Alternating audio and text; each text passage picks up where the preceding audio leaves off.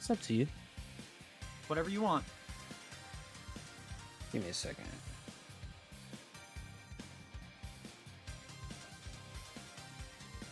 Trying to get this sound situated. And Ben, I just want to make sure this is 100%.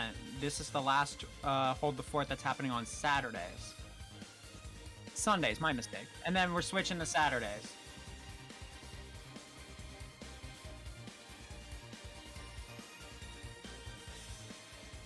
Yo, I'm a genius. Hello? Testing. Yeah, alright. Boss man, you can hear me?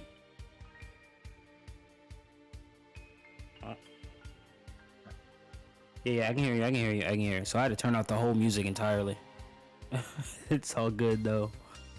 But nah, it's all good. Listen, I'm glad to be here. Okay. Like, I'm glad to be here. For those of y'all who don't know who I am, I always do this everywhere I go. Young Hypothesis. He who hypothesizes combos all day long. That's all I do.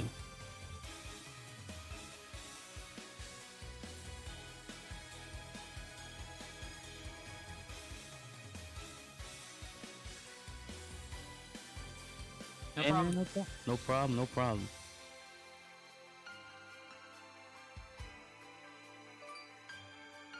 I haven't seen that tag rat in forever. There's a guy in my scene that used to have the tag rat. Solid player.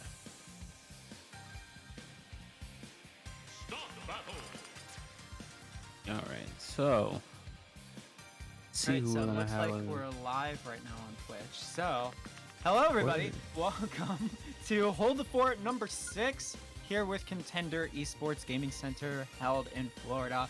I am Tailwinds and I am joined by my good friend and co-caster Hypothesis. How are you doing today, my guy? Yo, what's up? I'm just here for the vibes. I already know. I think we all are here for the vibes on this beautiful Sunday here. If you are watching us right now, instead of watching Low Tide City, hit us up with some hypes in the chat. Also, if you're new, be sure to hit that follow button as well. We're going to be switching Hold the Fort from Sundays to Saturdays, so be sure to remember that. This Saturday, we'll be live with more of Hold the Fort instead of on Sundays. This is good old HDR. Love me some HDR. Those of you who don't know who I am, again, it's Hypothesis. I helped beta test this game before you guys had it released, so I got a little bit of the inside scoop on some things. Awesome. I'm very excited to see some more action here with HDR. The last time I commentated it, had so much fun with it. So it's just going to be basically more of the same like it was last time. Just some really hype and funny shenanigans going on. But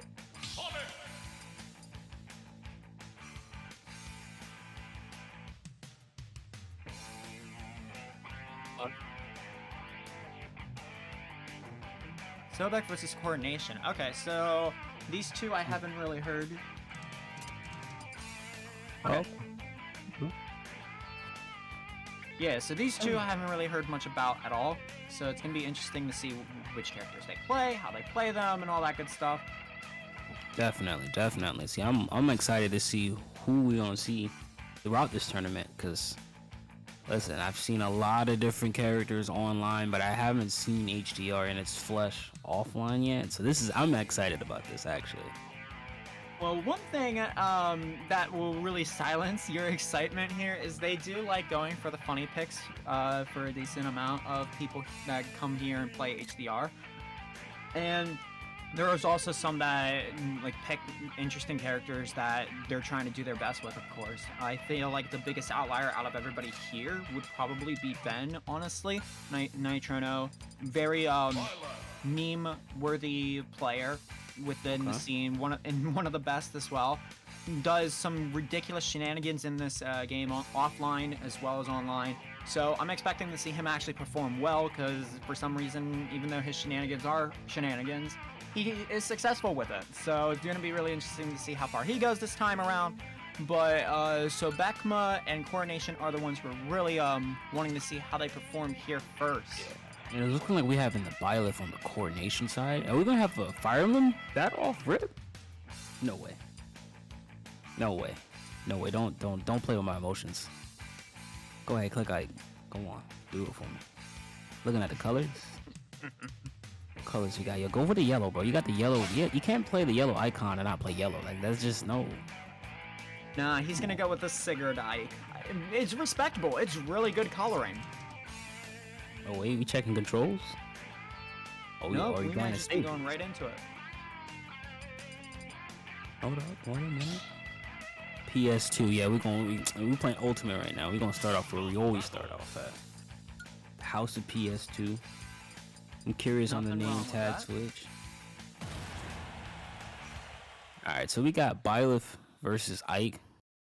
Byleth in this game is pretty nutty. Got some sick combos. A lot of good changes. Dash cancel, side B. And then we got Ike with jump cancel, side B.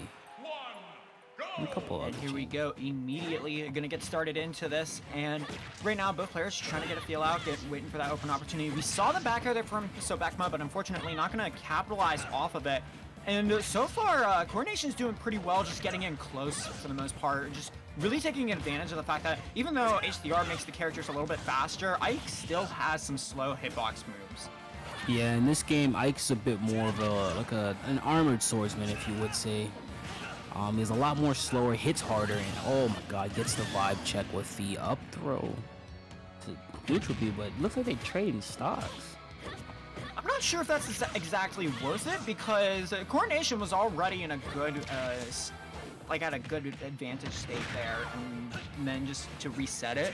I feel like with HDR, it's a little bit different than Rivals, where you don't really have to worry about trying to get as much of a lead as possible, because you can make a good argument for being able to come back not in Rivals, but in Smash Ultimate. But here, it's super important to get that lead as far as possible, because you just have more stocks to play with.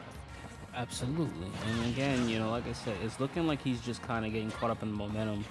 Again, Byleth is a lot with the wave dash changes, as well as the movement speed buff that she did receive. She's a lot faster than a lot of people give her credit for. And with her disjoints, with the forward air and back air, it's long. It's hard. It's hard to keep her away. Ooh, so Bekma coming back onto stage from opposite sides up special. I honestly thought he was gonna die there. I did not think he was gonna make it back. But speaking of not making it back, Coronation not gonna be able to make it back after that one. Gonna take a stock loss for that, making both players back to even once again. But so Bekma doing a really good job.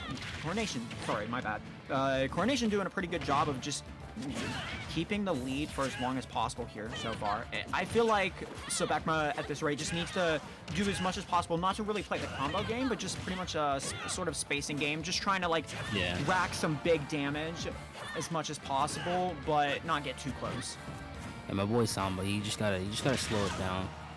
You can't, you cannot get caught up in this speed. Oh my god, full sniper rifle on this man. Oh, you got the Car 98. Warzone right now. But like I said, Car 98, that was a Barrett 50 cal from Modern Warfare 3 right there, my guy. Absolutely. Solid down throw the Nair. Again, he's starting to get swept up. He needs to slow down the pace, because at this rate, if he's playing at Byleth speed with Ike's a little bit slower frame data, it's just gonna be hard. Oh yeah, this is gonna be really hard to try to deal with here. I'm gonna jump up. Oh, that was really smart. Just doing a little bit of spacing there and then getting the neutral special off to just not get hit at all. Going for an upwards angle forward smash there. I'm not sure how I feel about that because of how much range it has. I know Sweet Spot definitely wouldn't have landed. And there we go. So Bekma, realizing that the neutral special was going to be fully charged this time, deciding to land on platform instead. And the counter actually going to be able to land. And again, like I said, he's starting to slow it down just a little bit. But unfortunately, hopefully he's starting to pick up on the fact that Ike no longer has the ability to short hop forward air, being the fact that, again, how the frame data has changed a little bit for Ike. So he has to take his time when he's swinging. He has to. There's a certain rhythm that you got to get into, and he's starting to look like he's getting the rhythm with nairs. And he gets the stock with the nair. Oh, well, And unfortunately, not going to be able to make some sort of comeback. Yeah. Allow me to Again. demonstrate. I'm curious to see if he's going to opt for a character switch. Personally, I think that Ike does have some tools in this matchup to actually pull through, but it's just a matter of just not getting swept up again. You have to forge people when you're playing this character. You have to forge them to play at your speed because again, you're not fast enough. You don't have the frame data, the abilities, but you do hit hard. It's kind of like a heavy with a sword, which is the archetype that he's going for. And he also has the ability to jump cancel or wall jump off of his neutral B. I mean side B. So that is an option that he can go for as well as a recovery mix-up. Let's just see where we're gonna go to. I'm curious on the stage pick. Me personally, I would choose to have a little bit bigger of a stage. I agree. something- I definitely needs a bigger stage here because that last match just went to show that he's not good at closing the distance very much. He needs to be able to like just get some distance going between himself and Byleth here. Absolutely. So we're gonna go to the Arena Ferox. Arena Ferox is a very good stage select screen. I mean stage for Ike, in my opinion, but we might see the character swap, which is looking like we're gonna go to Joker, which is a solid switch from Ike to Joker.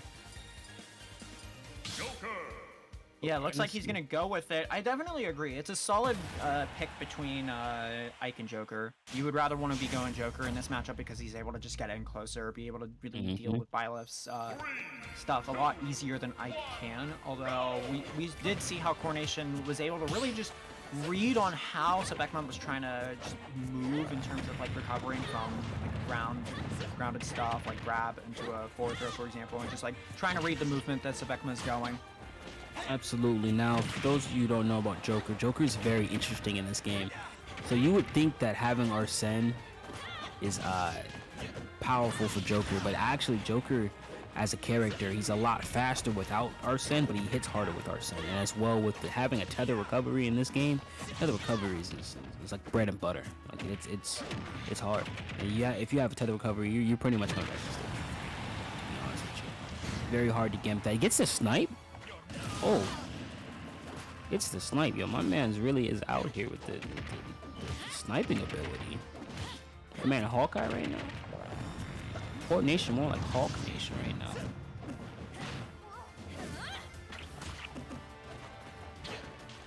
And again, we're just seeing him get kind of a little bit swept up within the range and the speed of Byleth.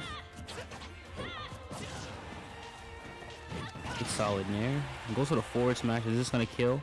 Doesn't get the kill with the forward smash, ladies and gentlemen. So it's still a little hard. Joker still has the the inability to kill without hard reads, but he does get the forward smash, so it's a little bit closer than what it would have been. Absolutely. And so far we're seeing just a little bit of slowing down the game here currently, but Coronation going for the offensive off stage, able to successfully do it, making Sebekman go a little too far away there to be able to make it back onto stage. And now is just going to try to keep the stock and percent lead for as long as possible, but Sebekman looking to try to change things here in some way. And again, he's starting to do what Joker does best. He needs to dance around the bubble of Byleth. That's something that, Joker is very good at dancing around the opponent, trying to get them to whiff. But again, with Byleth having such long normals and such long projectile, a good projectile with neutral B, a good forward air and back air, it's a little bit harder for Joker to dance around the shield. And that's what we're kind of seeing. We're kind of picking up on that. He gets the Arsene, so we're going to see this a little bit of a change. He's a lot, again, he's a little slower. He's going to hit a lot harder. But at the same time, he's a lot more receptacle to getting edge guarded as well as ledge hogged. And there we see the dash attack almost going to kill there. And now Coronation looking for some sort of edge guard here, but Sebekman somehow losing his stock there. I'm not really sure what happened. Yeah, it looked like he just went a little bit too low, and again, The recovery is not as good as the tether grab when he has Arsene, so that's a little bit of the balance patch that they gave Joker. And again, coordination is looking like he's just having it's just a good day for him today. Starting to find his rhythm, starting to get the good combo conversions, the neutral Bs. You know, everything is looking like it's playing in his favor as of today. Oh yeah, absolutely. Playing very well today. Just getting the consistent stuff that they've been needing to get. And so Beckman's just not really having too much of an answer for it. We're about to see the Arsene once again come out. Just like you said before, gonna be slower now, but gonna be hitting much harder. So it's just a matter of if these hard hits are going to take the stock away as a result. Went really hard there for the spike, wasn't able to get it, but it still was able to take the stock regardless and making it back onto stage.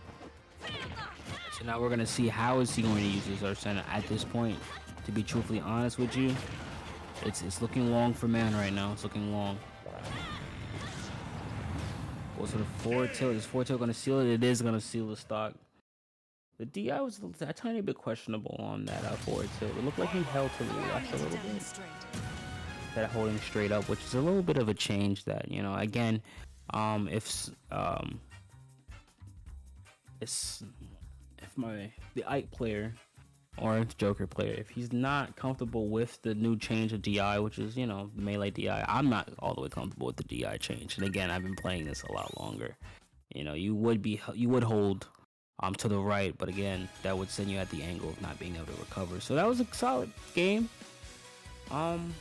Core, I'd like to see a little bit more some gameplay from Core. Hopefully he has a good bracket today. Hopefully. Yeah, hopefully coordination does really well. Yeah.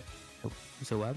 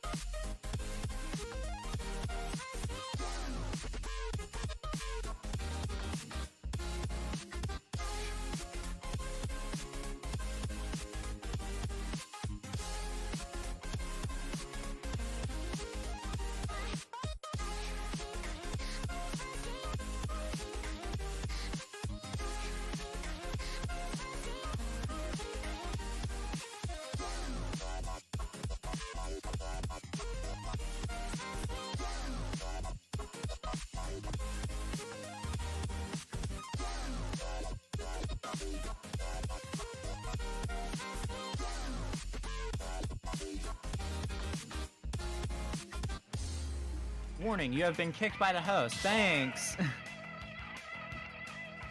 Yeah. Just got Insane. immediately after you said let's go, I got Yeah, but I mean, that's like I said, I still got it on. I'm all good. Here we go. Game 1, and what the fuck? What the bruh? Yo, who was the smart guy that decided to pick the 6th and platform stage? 3, 2, 1, go! Yeah. Also, I still got kicked as well. I got you.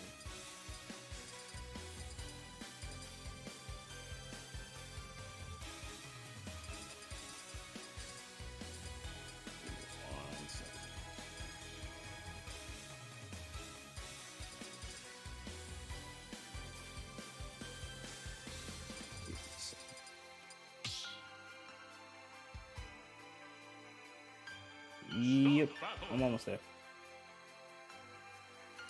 All right, we're back in there. Robin.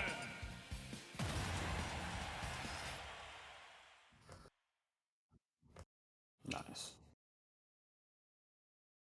All right, so Robin versus Meta Knight. Now this is going to be really interesting to see here because Kriya is a really good Meta Knight player for HDR so far, and the same can honestly be said for Dragonfire Fan 84. Like, probably one of the better Robin players in the HDR scene in its entirety. I don't know how all the other Robin mains play, Yeah. how good they are. So I'm just gonna say that Dragonfire Fan is probably one of the best. Yeah, there's another one named Minnie. Minnie's like a really good Robin player as well. So I'm curious to see how this is going to translate into this matchup. Meta Knight's crazy. Meta Knight has a down tilt that drags inward. Like it pulls you inwards instead of sending you outward. So if you're DIing out, you're just gonna continuously get sucked into it. It's pretty interesting, as well as up B. Once you've landed up B, you're able to actually move around. And again, right now, it's just looking like he's just having a hard time landing. And you're gonna get stuck with the up smash. And that's gonna be the first stock coming in from Juan.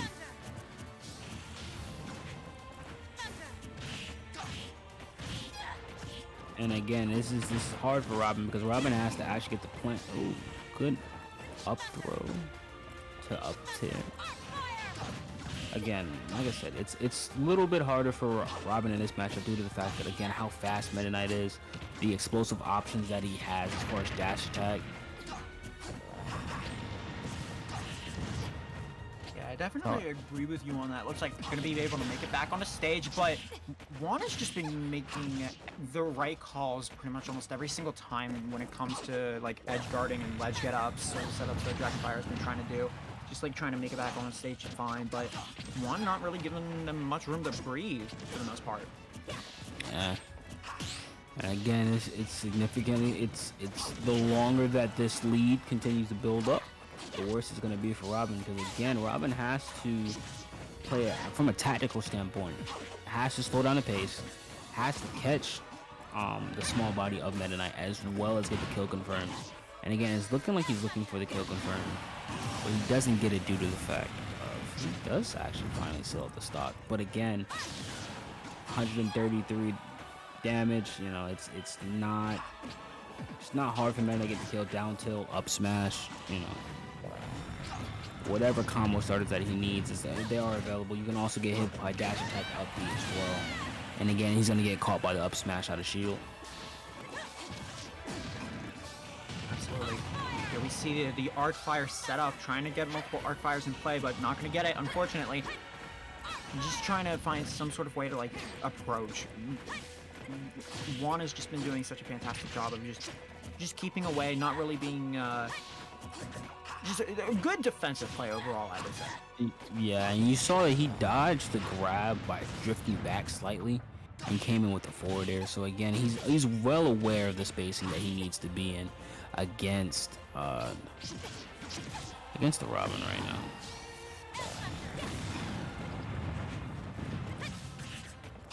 Again, like I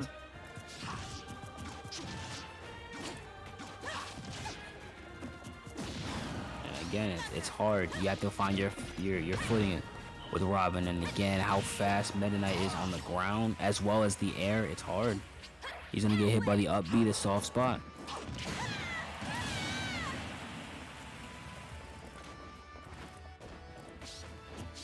Again, it's 3 stocks to 1. It just matters now, the long game. How much damage can you take per stock? And again, with Meta Knight being a combo character that he is, it's again very you have to play this a certain type of way, and hopefully he can. Or otherwise, unfortunately, what you're gonna have to do is get ready for the next battle. Unfortunately, and he gets this night with a neutral B.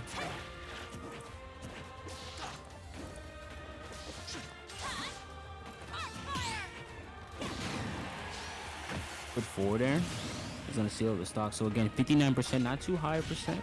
Does have the ability to recover damage with the down special.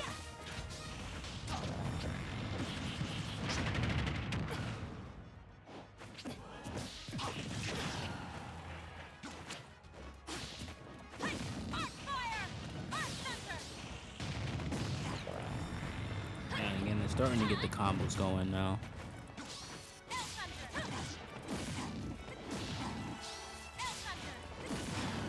Again, solid conversions coming in from the Robin right now. Again, he's starting to get into his room, starting to get into the bag now. Goes for a fully charged F smash.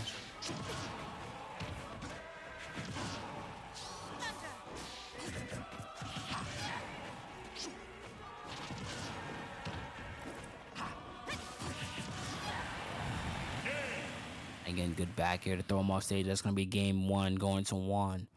Again, I'm curious to see what's the counter pick that we're going to go to. Personally, I would suggest a stage, not a small stage, because you need a lot more room to be able to get away from the aggression that is Meta Knight.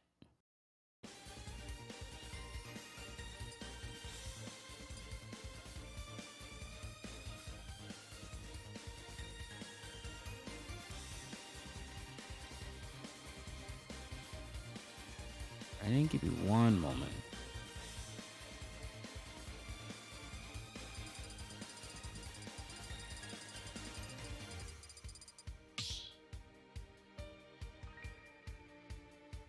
Start battle.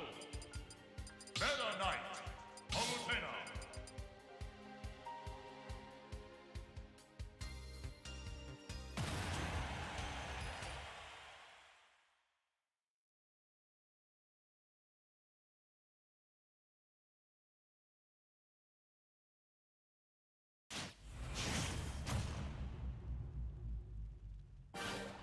Here we go with game two. This time they're going to go on Battlefield, looking to really set the tide here by switching over to Palutena this time around. And her Reflect actually staying out for way longer than it does in Ultimate, that's for sure. I did not know that. So the reflector in this game, it actually works like a barrier, kind of similar to the character from Street Fighter. Name is slipping my brain right now, but it's pretty much like Aegis. So what it does is it just sits out. There's a hitbox on it. Takes about 5% to break it, but it pulls inwards. Oh, okay. Yeah, it's actually a pretty nice change for Palutena. Though on the ledge, it does cover a lot of options as well. So I'm curious to see if he's going to use his ledge advantage to try to two-frame with it. We might see that here. It just all depends if Dragonfire Fan is able to get those scenarios set up. Definitely. He's trying to get the down throw back here, the patenting combo and ultimate. But again, with DI being so strong, good down special to catch. Palutena doesn't get the stock from it. But with the DI being so prevalent in this game, there's so many different DI mix-ups that you can go for.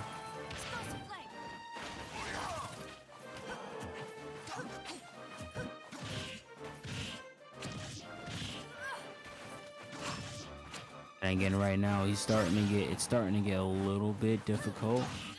Slightly again for how fast Meta Knight is.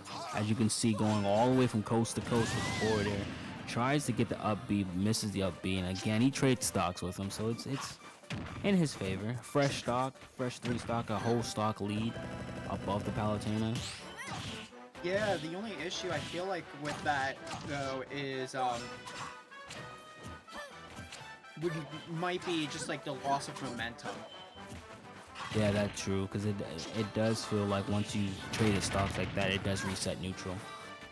It resets neutral, momentum is potentially lost between the person that was originally in the lead. Like, you just don't know, like, what all could happen at this point. Like, the tides could have changed just from that. Definitely. That's absolutely right, and as you can see, he's starting to get a little bit of momentum from that.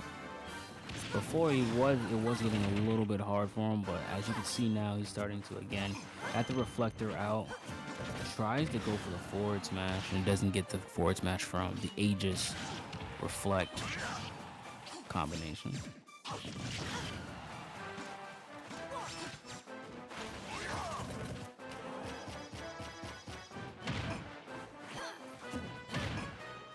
Tries to go for a down throw forward air, and again, I would love to see a little bit more of a DI mix-up. And he gets the up smash conversion.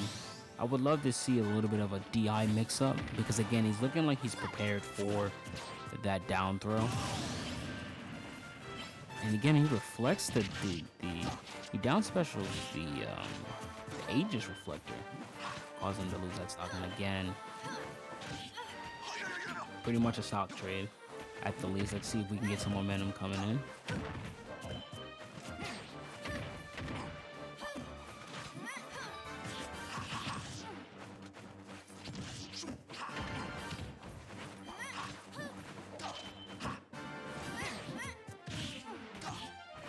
And again, it's good back and forth between the two as of right now.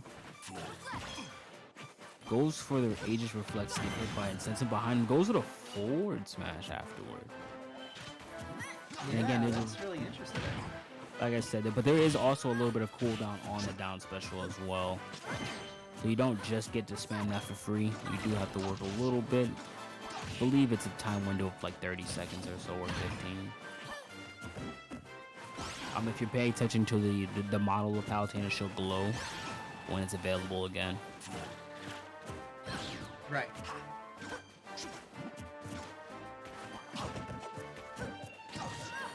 And again, it's interesting to see that he's not trying to abuse. Oh my god. Ooh, and that's gonna be it. It looks like Juan's gonna take it 2-0 over Dragonfire from 84. And it looks like we're gonna be moving on to the next round here in winners quarters, I believe. Oh, okay. All right. Okay. Appreciate it.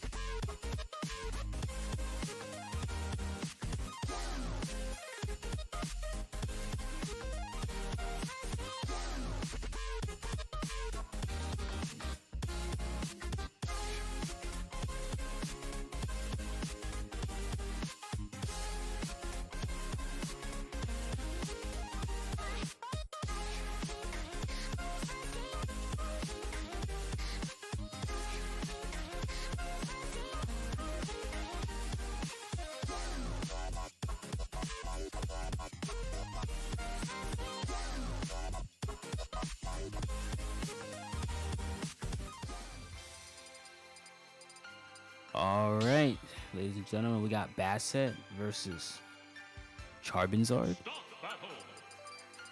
I'm just gonna call you Zard. I feel that's a vibe. I'm curious to see who Zard. I'm just gonna call him Charby. I'm down with it. We got the Wolf. Yo, listen, Wolf is dope. Wolf got wave shines. He has side B's angleable. Like you can angle that. You can angle it upwards. You can angle it to the far left. Like yo. Oh wow. Yeah, it's and then on hit you actually can jump out of it. So you get all of your movement tools back after you hit it. So I've seen some pretty crazy, some crazy things with Wolf. There's a guy named Nova online. He's a solid Wolf player. I played him during the beta time period, and listen, his Wolf went ham. Just trying to let you know. All right, just telling me what to expect going into this one. Definitely.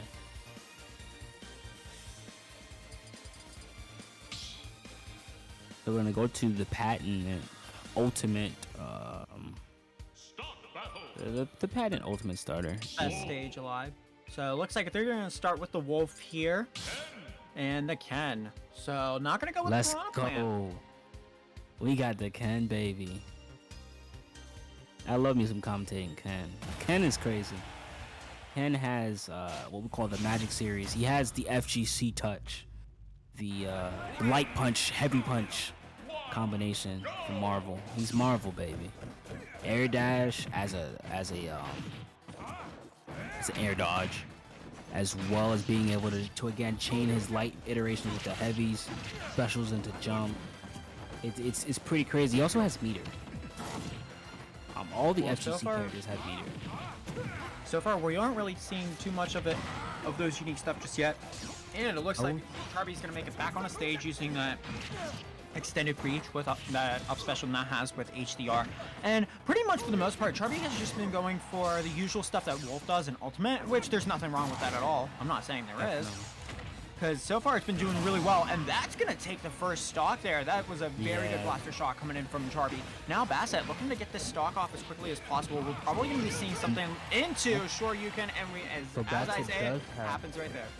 Definitely, and Bassett is also, keep in mind that he has 2 meter on deck, meaning that he's able to cancel his specials if choose to be. So it's pretty, like I said, Ken is one of those few characters in this game. It takes a character specialist. He's not a very easy character to play, but once you find one who knows what he's doing with the meter, it's where he gets scary. He gets the heavy iteration. I need to remember the name of that move. My family would be very disappointed in me, being the fact that I've grown up playing Street Fighter as a kid. So. Well, you know what? Here we are, making the money with it. But currently, you're going to be able to get that double Shoryu, going from regular Shoryu to true Shoryu. Definitely, and he went from a look like medium Shoryu, a low Shoryu to medium Shoryu. Right. So it's very interesting that I believe that does also use meter as well. So it looks like he can't control it to Shoryu. Gets caught by the forward smash, and again, it's a good back and forth. Zard is starting to do what Wolf does. Goes for the up throw to Shoryu. Solid. Now, I'm not sure about how Bassett is continuously using Shoryuken like this, because next game, if he wins this game, that's awesome and all, but next game, we could be seeing Charby really like read it out and then just like punish it, and that could be really serious, especially with Wolf. So I'm very concerned with the use of Shoryu multiple times like that, but so far it's just been, I feel like for the most part, like it's just been in Charby's favor, and Bassett has just been trying to get whatever possible to get into that Shoryu just like that. Yeah, and he catches the jump read, so he has 5 meter on deck, ladies and gentlemen. Keep that in mind. He has 5. How meter works in this game? Supposedly, once you've done 30% of damage, this goes for Terry, Ryu, and Ken, you do get meter. However, they're differentiated to 3. Ryu being that in Street Fighter, he's a bit more of a campy character compared to Ken. So using Hadokens, using Shokunuts, both of those build up meter a lot faster than he does from straight hits. Now Ken being the more combo heavy of the two, the more he combos, the more he links his normal specials and smash attacks and jumps, the faster his meter builds up. So it's pretty interesting to see how that is. And then there's Terry that he just gets meter. He just gets meter, unfortunately. He just gets meter. But again, he Bassett looking has to bring it back currently with taking that third stock off of Charby. Now both players in one stock remaining. He's looking to make this back to equal once again here with that short little combo there. Both players now back to even, but Bassett gonna miss the Shoryuken once again. And this is still looking bad for Charby at the moment, but I mean, oh, that's not gonna be the way we want to take that L. But Bassett gonna take game 1 over Charby in a very close fashion. I definitely thought that Bassett just SD'd. I'm not gonna hold it to you. I definitely thought he SD'd, but he didn't. Luckily, that could have been worse. That could have been one of those games where it's like, yo, I'm winning, but I'm about to go dunk you, and I missed the dunk. And now my team lost. We lost championship. So it's good to see. Again, he has a solid grasp on the Ken. Ken versus Wolf is definitely, in my opinion, it's definitely in Ken's favor. Definitely. Being the fact that Wolf is a heavy, falls pretty hard, gets hit, and we got to switch from both characters. We're going from Piranha, from Ken to Piranha Plant on the Bassett side, and from Wolf to actually Byleth switch. So this is the second Byleth that we've seen on stream. You're right about that, and this just goes to show you that even in HDR, people still want to tier for whatever MKLeo likes to play. Yeah, exactly. But it's all good, I personally, seeing P-Plant, P-Plant's nice. P-Plant's pretty hype. P-Plant is so much fun. I love this character, even in Ultimate, and bro, that movement coming in from Bassett with the plant. This is what I'm talking about. You should have stuck with plant game 1 instead, because my god, you take a stock away and you're only at now 30%. Yeah, this plant. This is a character nobody expects to be good. Yo, this plant tired of eating water and sunlight. Yo, this plant want meat. Well, it is a fly trap, so they do eat flies. Yeah, so they can get meat. Nah, he wants different meat. This man said, yo, I'm craving protein. Give me everything I'm craving Fire Emblem characters. Yo, let me get this. I said, yo, I want lean beef right now. I'm tired of this. Oh my god, that was nasty. Not giving any sort of ability to make it back on stage for Charby. And this counter pick proving to be actually not good for some reason. Gets the stab? Nah, I don't think that there's any plants in Fire Emblem, and not in Three Houses. So I don't think Byleth is used to fighting plants. And so in the weapon tree chart, I don't think that their sword does well against plants. Well, I don't know about that, because there is a greenhouse that is in Garrick Mock Monastery. Oh yeah, true. I don't think he got the seeds for this one though. He ain't got maybe the not, but maybe she got them from Dedu. You never know.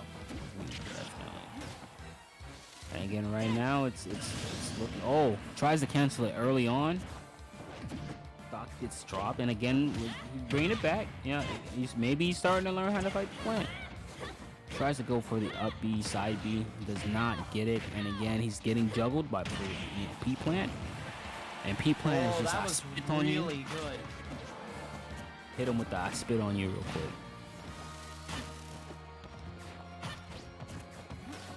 And again, I'm curious to see if how Bassett is going to DI the vibe check, which is the back throw neutral B. Something that it's a patent combo online. People get hit by that. I get hit by that, and we get hit by forward smashes. Yeah, that forward smash going to take it there. And the back air coming in from Bassett going to take that one as well. Now both players reset. One stock remaining. It's anybody's game at this point. Bassett's really looking to win this one to move on to the next round of winner semis. We really want to see that from him. But Charby, I'm going to try to do whatever they can to not make that happen and make this a game 3. And again, it's... Bassett's just kind of moving and grooving, and again, he's starting to play at the Byleth kind of speed. But once he starts to get in, it looks like Bassett just does so much damage. He just starts getting it going. And again, tries to go for the up smash, doesn't get the up smash. And again, back throw, neutral B. The vibe check. But Charby a little too low from stage, not going to be able to recover. And with that, Bassett's going to take game 2. We hate to see that. We hate to see it, but we also love to see P-Plant. We love to see P plant. I mean, I don't know about you, but I want to see just Bassett go with the Piranha Plant for the rest of the bracket, because in my personal opinion, I feel like the plant was doing a lot more and for like the benefit of Bassett's just advantage state than Ken did. See, I would agree with you, but as a Ken fanboy, I have to. I gotta see my boy. You can Ken be a out here Ken do fanboy good. all you want, but you already agreed that the Piranha Plant was doing Bassett better. So You know what? That's true, but you also gotta train Ken. You know, Ken Masters loves to fight. You know, you gotta train the Ken sometimes. Sometimes Ken yeah, gotta but when go you out there love and the get his fight hands as up. much as Ken does, sometimes you make stupid decisions because you just want to fight. True. That is very true. That is very true. But it's Ken Masters. We're bringing lore into our Smash game. Alright, we ready.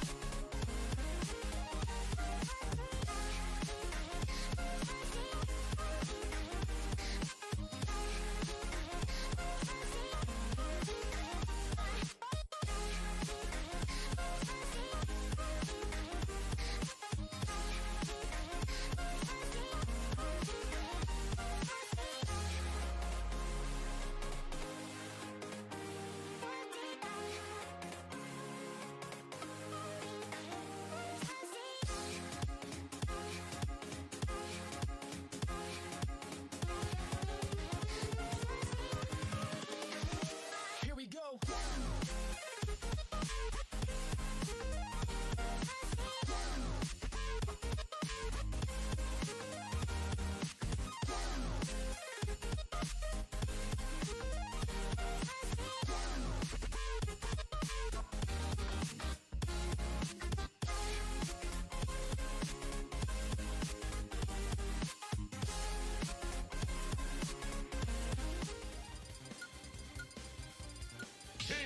And looks like we're going to be moving on to the next round here with Sir Tank and Spank and the classic DDD against Extinct One, coming back with the Meta Knight once again here at Winter Semis in Hold the Fort number 6. So this is going to be really interesting to see. Now, I remember them fighting last time, if I remember correctly, when I commentated before, and I think Sir Tank and Spank won this one because they won, I believe, grand finals.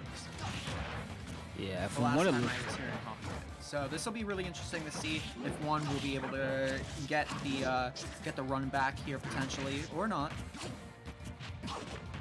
We got the Dreamland battle on PS2. And again, DDD in this game is cracked. I'm sorry. Yeah, He's we saw a lot of that with Sir Tank and Spank's DDD before, and I totally agree. Like DDD is very, very good at playing the gameplay, just trying to I wouldn't even say like it's a combination of outzoning your opponent and then just out hitboxing your opponent. He's got big hitboxes and he ain't afraid to use them, just like that.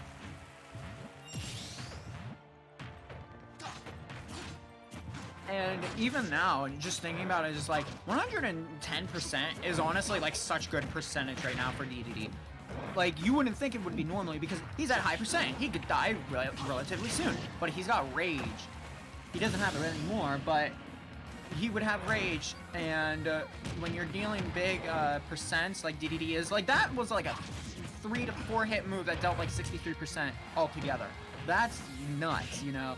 Like imagine if he was in range, that would have been like 70-80% potentially. And now we see the stock going away from one and looking for DDD to be able to add some damage here, and it looks like he's able to so far, but I'm really looking for Juan to just get some sort of potential ladder combo into maybe up special. Looking for it. We're getting it. We're getting it. We're getting it. And it's going to kill him off the side. And like that, the stocks have been reset, and it's back to an equal game, baby.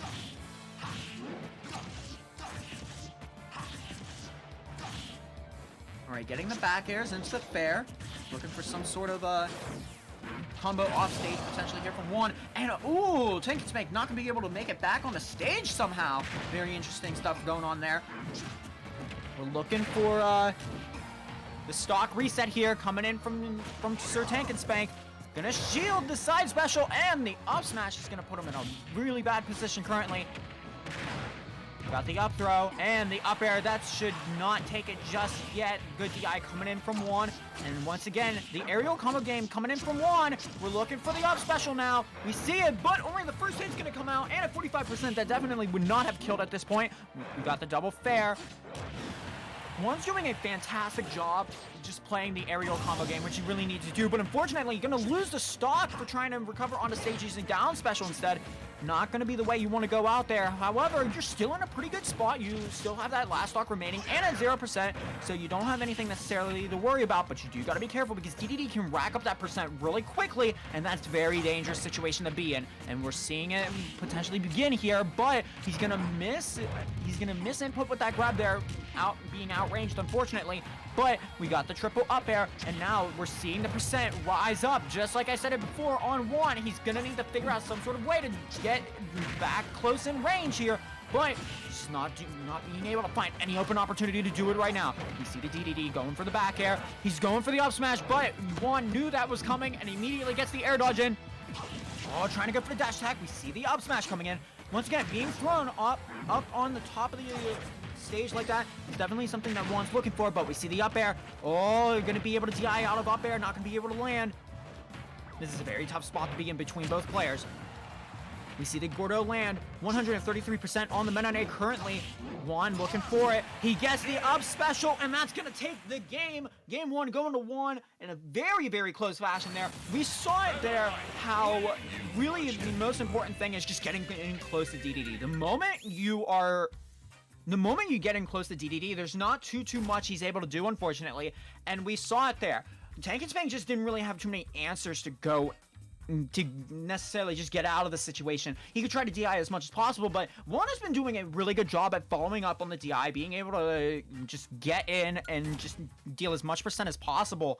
And Juan just is doing a fantastic job with that. But Sir Tank and Spank has also been doing a really good job of just like racking on the percent, just putting as much damage on with Gordo as possible here. And it's really interesting to see how Tank and Spank has been able to act out of Gordo and just really trying to put as much damage on as quick as possible, get that kill as early as possible before Juan is able to come in and just deal a lot of pressure in terms of just multi-hit after multi-hit. So it's going to be really interesting to see what the counter pick, the stage counter pick here is. I didn't get to see exactly what it was. It's going to be Final Destination. I saw it on the stream itself. So here we go, game two. We're looking for Tank and Spank to be able to just try to figure out some way to just get better in terms of spacing. We need to see better spacing coming in from Tank and Spank whenever one is trying to come in on the offensive. And I feel like this is a decent counter pick to place here. You have it's just a battle between both players on one central ground. But I'm not sure how I absolutely feel about this because Meta Knight probably does fantastic on this stage, to be honest. Meta Knight relies on those aerial combo game, and DDD necessarily doesn't completely rely on it. Yeah, he's really good at doing aerial combo games, but he really likes having those platforms as well to be able to do stuff like up smash potentially, or even an up tilt. But we aren't able to see it here because we're on Final Destination, and so far, pretty even between both players. I mean, you originally had a 0.6% difference, but I mean, both players looking pretty hot at the moment. Ooh, going for the up smash, but once again, Juan was able to read it. Gets in the spot dodge just in time there. Yeah, and it's kind of interesting to see that he didn't opt for a platform stage because DDD has an actual hard time landing against Meta Knight. Yeah, that was one of the things that I said before going into the match. So I'm glad that you agree with me on that. I have no idea why he picked this counter pick, but I mean, so far it's been even between both players. But I mean, it is not over yet because the first stock already taken away on one's end. Gonna be a little bit easier to be able to land that off stage. There we go. First stock taken away. But now both players once again. Yeah, so it's looking from what I can see, this stage, being that it's flat, DDD is also able to cover a couple of landings on Meta Knight, because Meta Knight also struggles from the same thing, maybe not as strong as DDD, because DDD again is a big body, so he does get juggled. However, Meta Knight doesn't really have, outside of Nair, same thing with, you know, DDD. Outside of Nair, doesn't really have a good way to land. So without the platforms, he's able to catch the landings a bit more, which is probably the reason for the switch to the flatter stage. But at the same time, he also suffers the same curse of also not being able to have a platform to mix his landings. Absolutely, and here we're seeing just why this counter pick isn't necessarily the best kind of stage for Sir Tankenspank here. Because you're just being put off stage so many times, and you're just being put up in the air, and it's all being relying on that DI to try to like get yourself out of there, and you can't really land on any platforms. But gonna be able to follow up with that great up smash there as an answer to all the aerial pressure that one has been putting on so far. But this is a bad spot to be in. Up special gonna be able to armor that through, gonna be able to land back on stage, but the up special gonna take it there, and now Juan, I'm gonna bring it back to, once again, ladies and gentlemen, an even game. Yeah, again, he's getting dragged to the side. He misses the up B, so that's gonna be a stock. A risk for reward on that was potentially death versus being down a stock. And again, being down a stock against DDD, who's a big body, though you might be able to combo him, though you're able to take him all the way across the stage, that's still tough to come from a deficit against DDD, because again, being a big body is, you know, hard in this game. Like if you're a big body character, you live for almost eternity almost, outside of being dragged from across the stage, which is starting to happen now. Yeah, that is true, and so far Tankenspank has been doing a pretty good job to just try to live as much as possible here, and so far this counter pick has been working in Tankenspank's favor as well. You're going to be able to try to make it back on a stage, but these up smashes are going to really make it even more difficult for Tankenspank to be able to just comfortably land on stage without much issue. We see the up air once again going for the up special, which is interesting to say the least. I'm not sure if there's a hitbox towards the top of the hit that's going to launch you upwards, but hey, I mean, to each of their own, I'd say. Yeah, there's not a hitbox on the way up. Might have been a finger flub, perhaps. You know, again, nerves is something that can happen, but it doesn't seem like Sir Tankenspank has nerves for the most part. He looks pretty calm and collected, as you can see in the player cam. Vibing out, trying to get this, trying to seal this stock. Look at the forward tilt. Is forward tilt gonna kill? Doesn't kill. And again, how you gonna close out the stock? A lot of people. The up smash. Big mallet, big swing. My man put the hammer on him. Yeah, MC Hammer decided to come on in and start dancing on the middle of the stage there to take that final stock and take the kill. Tankenspank gonna go up one as well, so now it's 1-1 between both of them, and it's all up to this final game here, game 3, to really decide who's gonna move on to the next round in the bracket. And I mean, either player would be fantastic moving on to the next round in winners, because both of these players are just so good at being able to just trap their opponent. And I wouldn't even say just trap their opponent. Like, Sir Tankenspank is fantastic at being able to trap his opponents into something like Gordo, into a multi-hit move, like, for example, up air or other stuff to just really rack on the damage. And Juan has just been doing a fantastic job at dodging and weaving and also getting in. So, like, both players have been doing a fantastic job so far. It's just a matter of who's going to be able to take it here potentially on Smashville, it looks like. Yeah, and this is a good stage pick for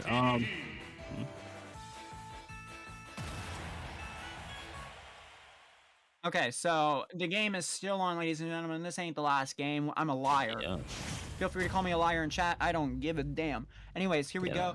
Smashville game 3. I am gonna say this is definitely a Meta Knight counter pick stage because you have this platform. What do you mean? Heck no. This is a good definitely stage for Meta Knight. I said definitely. Oh, I thought you said heck no. But yeah, this is a good Meta Knight stage. You have that platform to be able to extend your up air combos and even fair combos, back air combos, just all of your aerials. It extends all of your aerials. Better way to say it, easier way to say it. Definitely, and with him being able to previously carry him all the way across the stage, typically it seemed like he was running out of jumps, but if he catches you in that fair train and gets on that platform, yeah, your stock's probably gonna get deleted. Ooh, Gordo just barely missing there to rack on extra damage, and there we go. We see the little bit of the fair train into an up air, but not gonna really do much else off of that afterwards. But here we go. Once again, gonna land some fairs and the back air. Not gonna kill just yet. 65%, a little bit too low of a percent to be able to really deal anything to that. But here we go once again. And like I said, Juan is just doing a fantastic job of getting in and getting out whenever it's needed.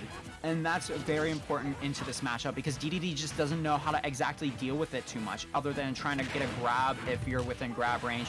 But the up air gonna land, not gonna kill just yet. Almost did, but the DI coming in from Juan, fantastic stuff. We see the up throw once again, and the last hit of up air will certainly take that stock there. And now Juan is not looking very good in this situation. You have 82% on DDD, that's a little bit of rage coming in, and you don't want that rage increasing because it's gonna rack on even more damage, and that's a big issue when it comes with the DDD matchup. You really don't want to be dealt all this damage in such a quick succession. And again, he's gonna seal up the stock off the top with the up B. Again, that up B is very strong at the initial shuttle loop portion of it. The very first part, it kills. And as you saw prior to this game, he did hit a reverse iteration of that as well. So there's also two hitboxes that you do need to worry about. And again, the stage pick, it's kind of looking a little bit more in favor for the DDD, being the fact that now he has a way to land outside of going straight to the platform. Because again, DDD, it's hard for DDD to snap the ledge, but giving him an additional platform to at least mix up his recovery is definitely playing a part. Yeah, that is true. However, my counter argument to that is the platform is constantly moving. So at one point, it could be on the left side, but you're on the right side, just like there. So like that, for example, not really much you could do there in terms of trying to make it back on the stage, other than waiting for the platform to move all the way to right side. And it's not the fastest platform in the world, I'll tell you that. Not the fastest in the West. That's true. That is very true. Villager needs to work on a little bit of the speed on the little platform over here. I'm just going to keep it a stack with you. He's just trying to save his bells to pay off his house loan. Let him do that first before we can increase property management in terms of the platform here. But so far, we're getting more of the fair train. Went for the up special, not going to land it there, unfortunately, because of the DI coming in from Certain. It's Bank. Tanky now looking for Gordo once again. Oh, that was a very clutch shield coming in from Tanket's Bank at the moment. Looking for another multi-hit move. We got it with the up air, and went for the hard read with the forward smash. Not going to get it, unfortunately. And this is looking really bad for Juan. I know we said it before that this was a good Meta Knight stage, but so far it's been looking very good for Tanket's Bank. And I'm not going to say it's because of the stage itself. I'm going to say it's because the adaptation game from Tanket's Bank has just been really good. And we saw that before whenever he did win the last time. Yeah. From watching him play in the online tournament on Friday, he does have a very strong adaptation game. And again, he's starting to learn what to do against the Meta Knight. Like I said, he's following up with the up air DIs. A lot of things are just going his way. And again, it's looking long for Man right now. High percent, big mallet, big swing, big things. He wanted me to put down the hammer. That's what he just asked him. Put down the hammer. Yeah, he's been really landing those up smashes a lot, which is very interesting. And gonna land the up smash from Juan himself, gonna be able to just counteract with doing the exact same thing. And now it's we're looking for Tanket's Bank to really keep this lead going for as long as possible, but I mean, we've seen it before. No. Oh my goodness. Tanket's Bank gonna be able to take the game with and Tanket's Bank just not even giving me a chance to explain what is going on, you know? Just like, hey, Tailwinds, shut the fudge up. Yeah, my man said, yo, let me talk to you real quick, bro. You see this big swing right here? You see this big hammer? Let me hit you with it. And then let me lay on the floor real quick on couch day. post. Hey yo, for you him. see this? You see this hammer that's in my hand? Yeah, I got it for $5,000 from Prada. What do you gotta say about it? That's right. Take the stock. Nah, he bought this. He bought this hammer from the Amy Foundation from the Sonic franchise. No. That's a little too cringe there, my friend. That's a little too cringe. Oh man, yo, listen. If there's two things that they got in common, yo, that hammer put in work for both sides. I mean, I'm just saying. I mean, hey, it's a big hammer, you know.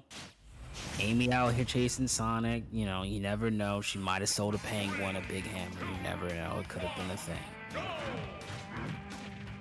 Yeah, I'm gonna say no to that one, Chief. But here we go. Once again, back at Battlefield this time, and one really looking for just for those platform extensions. That's why I decided to counterpick this stage. But we see that up air gonna be able to just try to let him come back on the stage. Gonna be able to do it.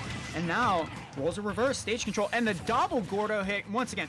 It deals so much damage, just so much raw damage. It feels like you're watching like a Flex Seal commercial every time you see Gordo hit twice, because that's a lot of damage. And speaking of a lot of damage, that's a lot of damage and knockback coming in from Sir Tank and Spank, looking like the legend Philip Swift himself with how much just utter insanity is going on right now. My man's at a carnival convention with the hammer thing. Ooh, but the down smash coming in from Juan, gonna be able to take that stock off. And honestly, that was a very weird angle, but it works out so well. All right, we see the multi-jab coming in from Tank and Spank once again. And again, he's starting to this is a very interesting stage pick.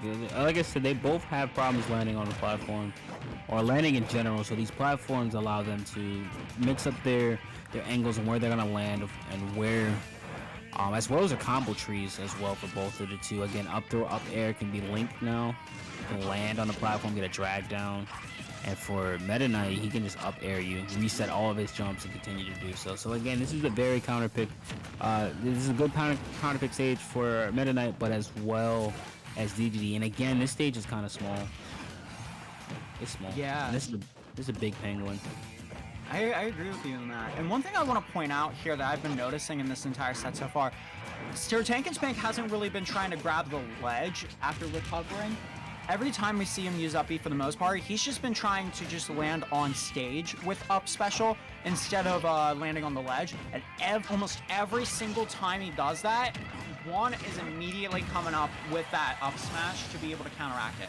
And it didn't work there, but I mean, that's something to really take note of for Tank and Spank. If he really wants to take this set and win it, he's gonna have to really vary his recovery just a little bit more to be able to just like snap to ledge instead of snapping onto stage, because you don't want to be dealt with these up smashes as much, because then you're put in Meta Knight's just comfy space, I would say. Yeah, I definitely agree with that.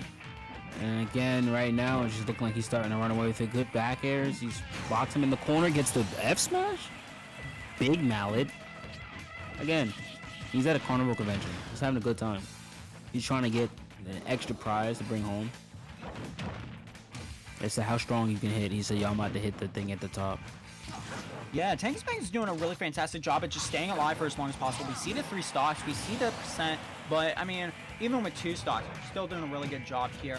And the only thing I don't want to see at this point is just some sort of shenanigans coming in from Tank and Spank. I want him to keep his gameplay the way it's been this entire game so far, because I've seen it multiple times in the past week for commentating in Rivals of Aether and other games where players have just been starting to do random shenanigans whenever they're at a 2-stock lead, and I don't want to see that here because Tank and Spank has been doing just such a great job so far. But I'm going to be able to keep it consistent still, and we see the up smash once again. Juan not going to be able to get any spot dodge in, but the fair going to be able to land, and this is a really bad spot, and we see the down special going to try to land that for style. Not going to get it.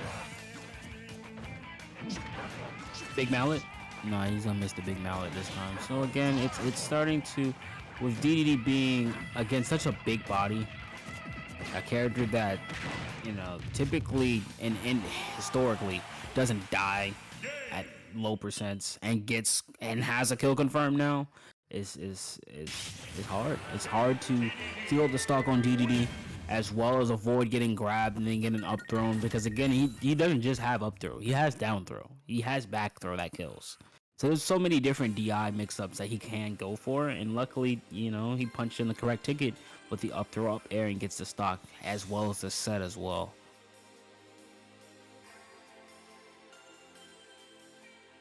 That sounds good. Who's our next set? You and Bassett? Yeah, it looks like it. So we got my boy, the Ken boy. I'm really hoping to see Bassett go with the Piranha Plant here, because I'm not gonna lie, I feel like Piranha Plant does extremely well against the Donkey Kong matchup. You have Patui, who's really, really good at just keeping DK away for as much as possible. Not only that, but you also have Side Special, for example, that's just able to really rack on damage if you're able to keep DK in there for an extended amount of time. You also have Down Special, which Bassett has been doing a really good job at using Down Special in such a way that I haven't really seen anybody, even in Ultimate, use it. But at the same time, it's Ken. And Ken on big bodies, that's a lot of damage. That's a lot of strings, a lot of things he can loop, down tilt Tatsu.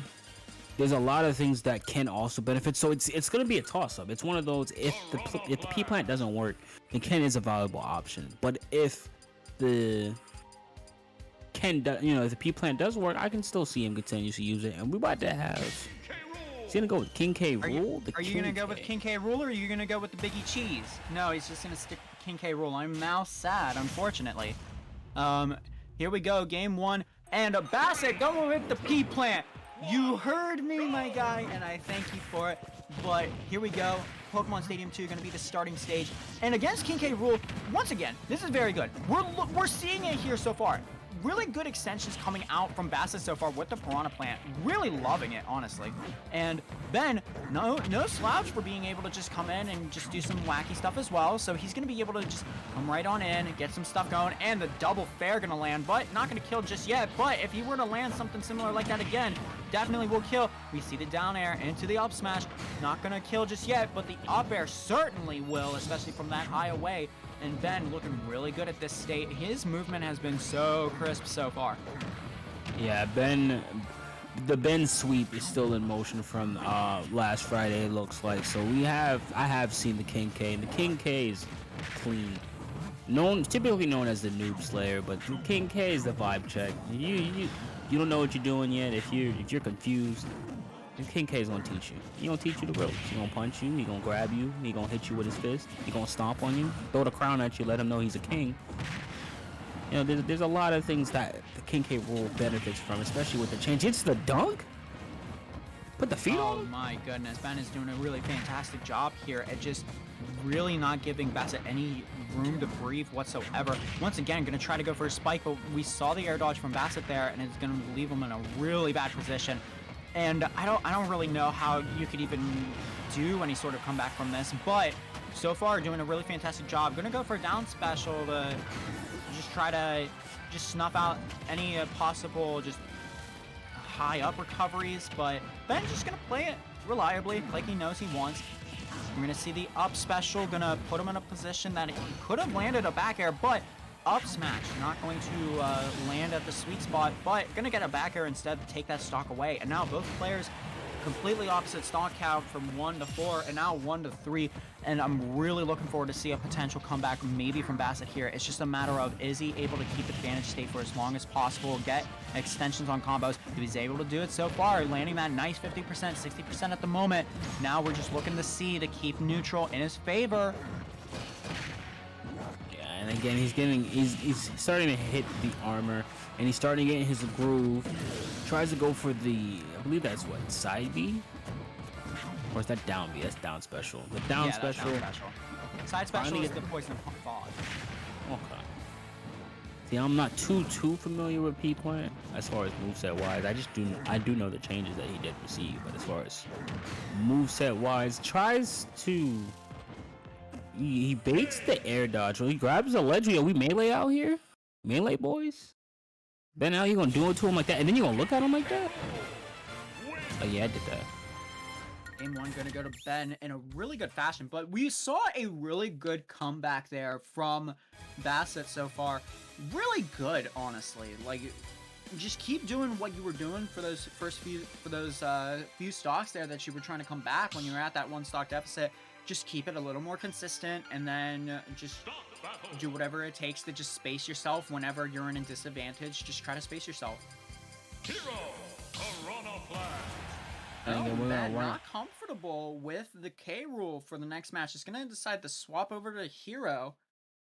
Yo, the Ben hero, the Thorak King himself. Ben Shahiro. Oh, yo, is that Castle Crasher's hero? One. You playing the orange one? That's my boy. So we have Hero. Heroes in this game is by far probably my favorite character. Being able to crit on aerials, accelerate being bread and butter, and we got Ken combo. Ooh, that is nice and clean coming in from Bassett. A complete change from game 1 there, where Ben kept on doing stuff like that to him. He's gonna get it thrown right back into his face. Bassett looking really good so far.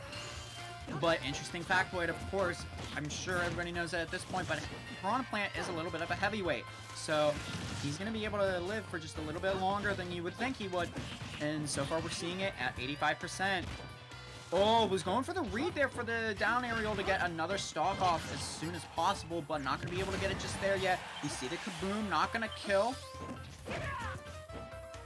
Alright, so we got Accelerate as well as Oomph on deck. So not only is he moving faster, but he's hitting harder.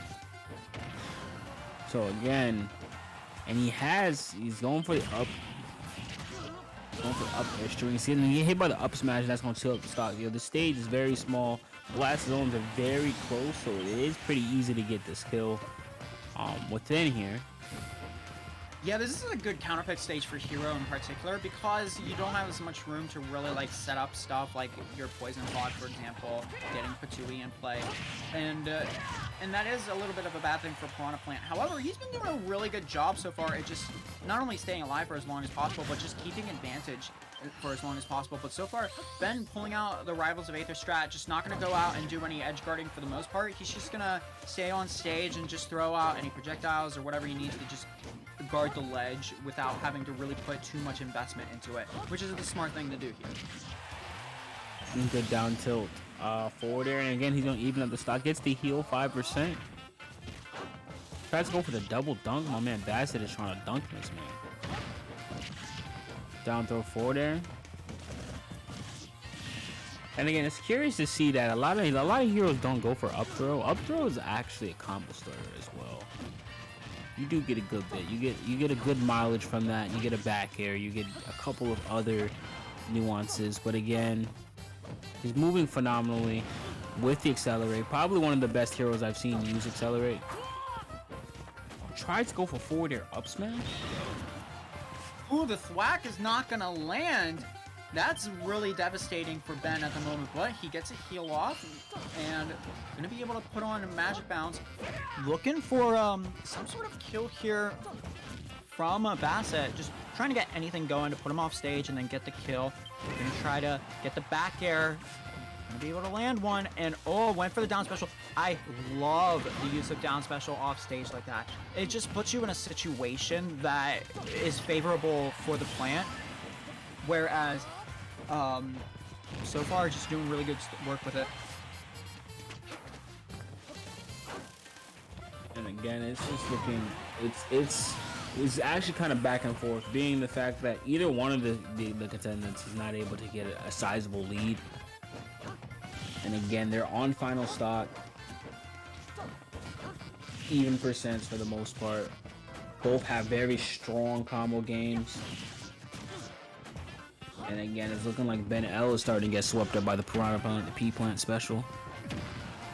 Absolutely. About to get swept up like a tsunami so far, which is really good for Piranha Plant's sake because he can take all that water in and be able to use it for photosynthesis. But my man got, oh, forward smash. You'll talk to him, bro.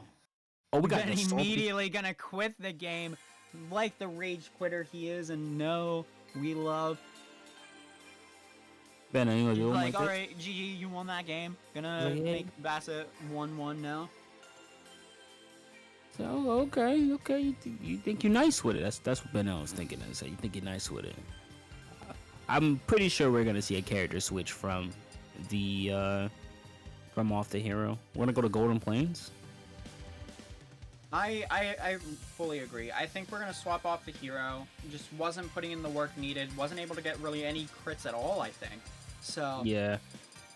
he's not feeling the luck is on his side today. So a helpful piece of advice, I guess, for Ben would be don't go buy a lottery ticket today. 'Cause guaranteed you probably won't win with this luck. Yeah.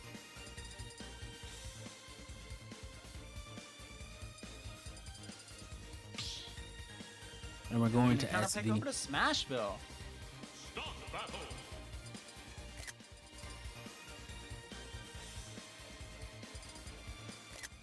And we see And we're Bassett gonna go with with the jug. Sussy Kong. Okay. Uh-oh. No? Piranha Plant. Donkey Kong. Yep, gonna go Donkey with Sussy. Oh, you're going with Oh, the no. Donkey Kong. Okay. I'm going with Not the Blueberry Sussy Donkey Kong. Kong.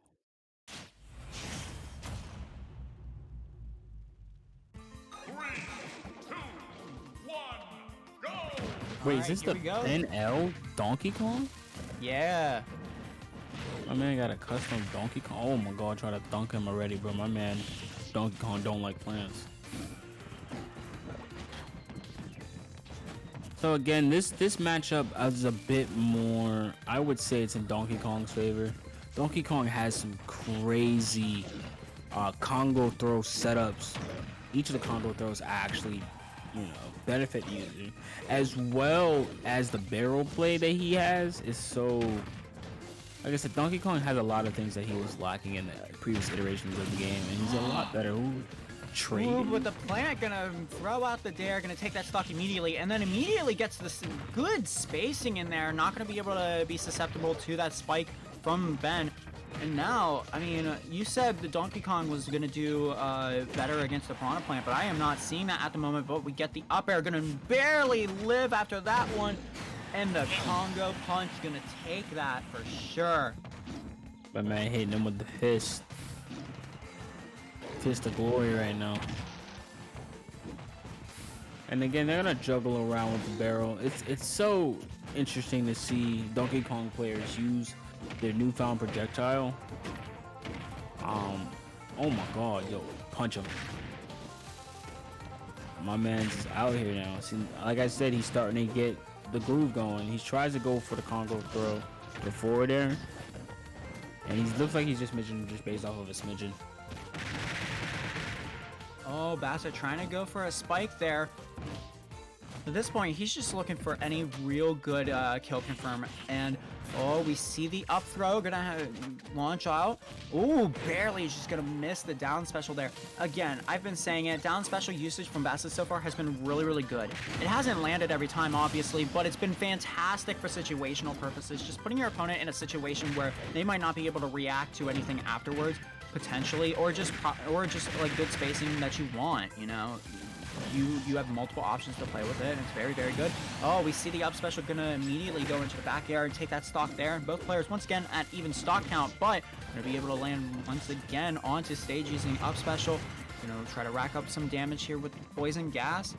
And one thing I've been noticing from Bassett is using poison gas to cover like his movement options, and then he immediately will do like a couple wave dashes in and out of it, and then go for like a down smash to really mess with Ben's movement. But we see the Congo punch going to be used after down special, and that's the problem with using it so much. If you use it a lot and your opponent reads it, you can just throw it out like that, and as long as it doesn't hit the pot, he's gonna die. Yeah, and he's starting to, like I said, Donkey Kong is starting to, Ben L is starting to get it in his head on how exactly he should be approaching this character, as well as the combo starters and combo moves that he should be using against the plant. And again, the plant brings it back. Bassett, it's still winnable. He just has to make sure that he doesn't get cheesed by the Congo throws. And again, he's just getting juggled. Man's getting hoo-ha'd. Or ding-dong. Tries to go for the side. Ooh, doing a really good job so far of just like moving in and out. Once again, 106% now on Bassett, looking to get this kill potentially, just like just proper edge guarding stuff. Gonna be able to, not gonna be able to really get anything too much off of it. We see the barrel coming into play once again, but it is now off stage. We see the down tilt going into the back air, looking to get something out of this interaction here. Oh, that was so good. Like, I've been saying it a lot. The down special usage from Bassett has been really good. And that was just a great example of it, you know, just making Ben air dodge like that and then counteracting with something. And we get the back air, gonna take the set, well, not the set, but the stock and game coming in. And Bassett now ahead 2-1 over Ben.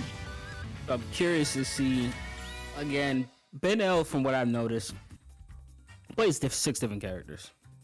Bunch of different characters, and I'm just curious to see if he's going to continue to switch or if he's going to stick with the Donkey Kong. I personally think the Donkey Kong was putting in work. Just a couple of things he just needs to brush up as far as the conversions from cargo throw and stuff like that, which is normal.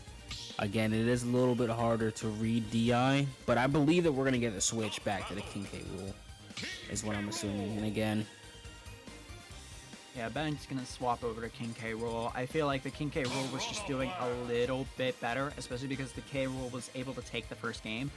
That's what put Ben on the board here in the first place, is the King K rule. So just stick with old reliable when it works, and just stick with it. And we're seeing that here so far, but I'm still upset that Ben is not picking the Biggie Cheese skin, and it upsets me very much. So here we go once again on Smashville, and now we're looking to see Ben really make a statement here in this game.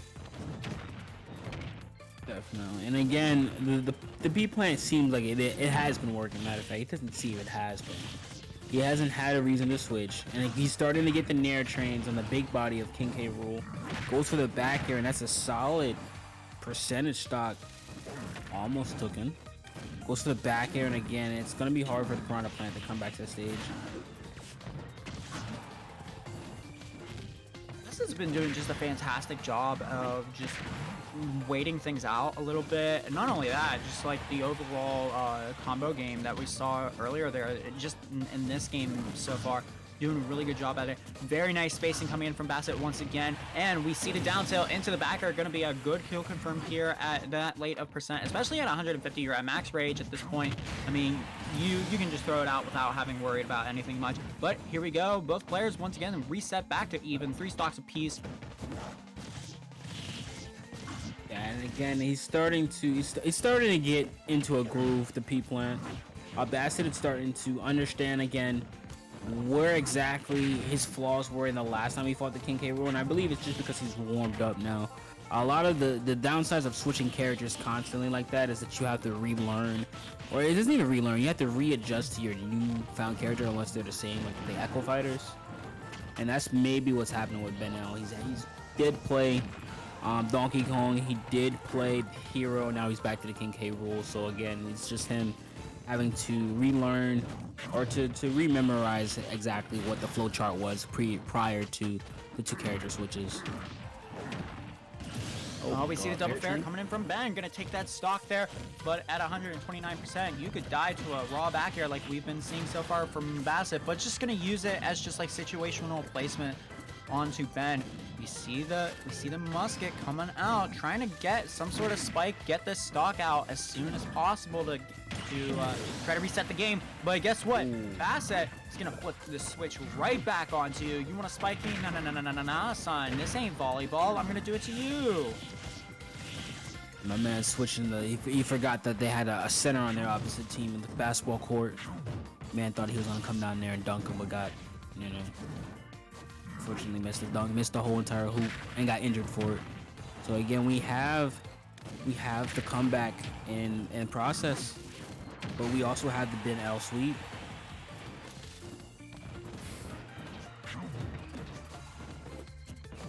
Yeah, this may be a basketball court, but Ben is certainly King K rule is not the Shaquille O'Neal type character that really is super amazing with dunking. Really good at it, but just not Shaquille O'Neal levels like Donkey Kong is. And we're gonna be able to grab the crown there. And this is gonna be big damage throwing the crown at King K rule here. And gonna put him in a bad spot. Oh, the back air gonna be fantastic stuff. Gonna land on the platform, but you do not want to land on the platform, especially when it's that far away, because now Piranha Plant just has every chance to be able to keep the advantage state going, but gonna be able to land on stage, but instead gonna get grabbed once again by Bassett. And ooh, gonna get the crown back on his head. Good. And again, like I said, this amount of damage that he's starting to rack up with this stock is definitely important, because King K. Rool does have, as we saw, he does have the explosive power to kill early with the fair train, with the dunk off stage if he needs it. And at the same time, we have seen the Piranha Plant also seal out stocks relatively quick. He goes to the forward smash, gets punched.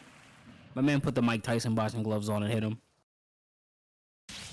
Yeah, Ben really just adapting there to how Bassett was going to land on that platform. And that's something I was noticing a decent amount too. Whenever the platform was on the sides of the stage like that, Bassett would try to recover to those instead of onto like the ledge or onto stage, which is good in different scenarios, but just that moment in particular was just a real lapse of judgment. I would have just back aired there potentially. I agree.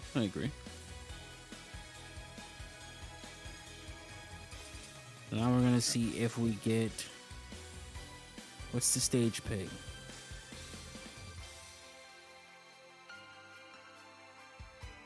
I would have loved Suzaku Castle as a stage pick, but the stage is a little bit kind of janky currently.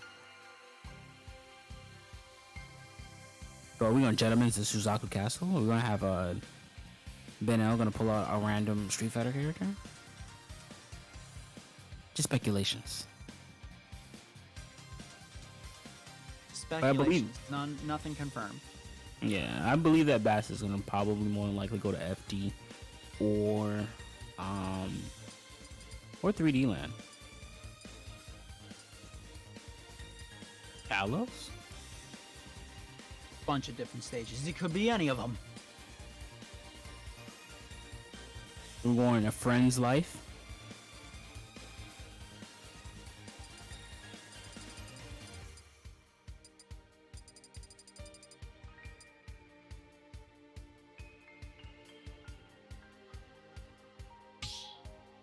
All right, looks like we're gonna go to Foresight. This is a stage we don't really see too much often, so it's gonna be really awesome to see this stage in play here.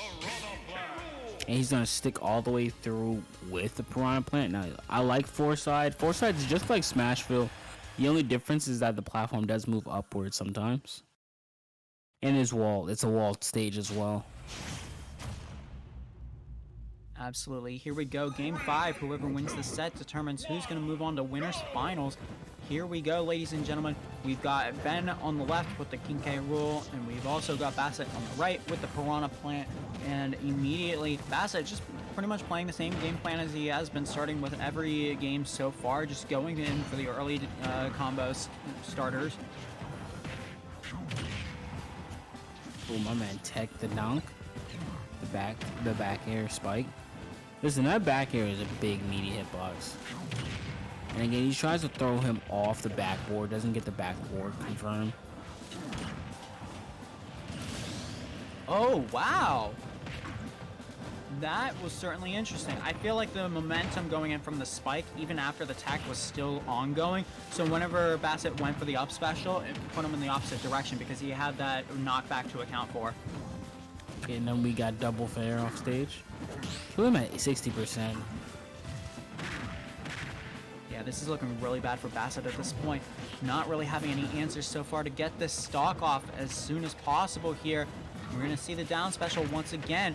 And I feel like this has been an issue for Bassett, just not being able to come up with sort of an adaptation game. And it might just be because of the constant character switching from Ben. Just going with the King K rule first and then swapping immediately to Hero to change the playstyle completely. But we see the down special going to take that stock there. We want to see another stock taken from Bassett to really even this up once again. But, oh, that's just barely going to miss. Trying to do a flinch test there, I see. And my man said, yo, let me give you one for flinching, bro. Goes with tries to kill him with the neutral special. Hits him with the belly flop. Man jumped into the pool and got the kill with it.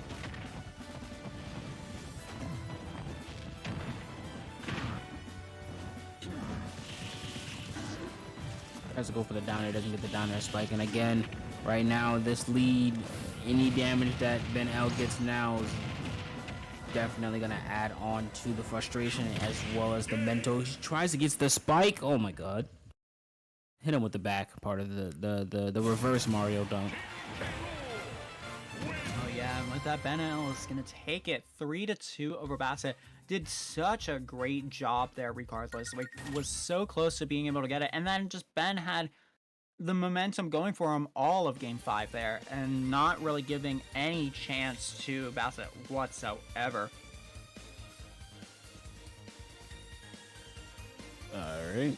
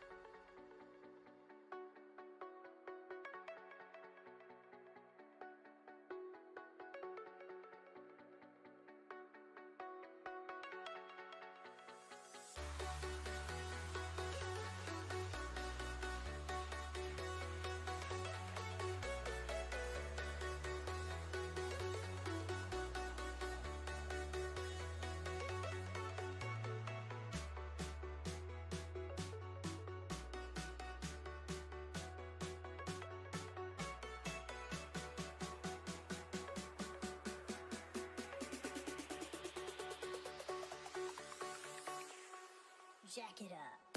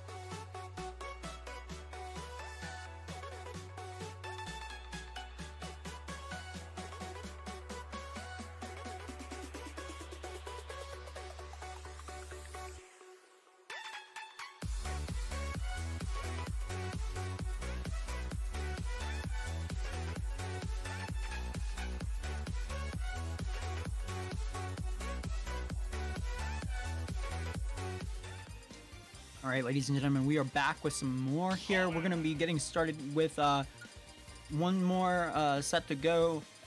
Right now, we got Bassett and Kryu in losers semis, I believe. Right now, it just says winners best of 5, but it's in losers, so don't worry about that. And here we go. We're going to start off on Mario 3D Land or 3D World stage. I don't remember what it's called. I'm not a stage memorizer. There's over 100 stages in Smash Ultimate. You think I have the time for that? But anyways, looks like they're going to be doing some hand warmers here to get started.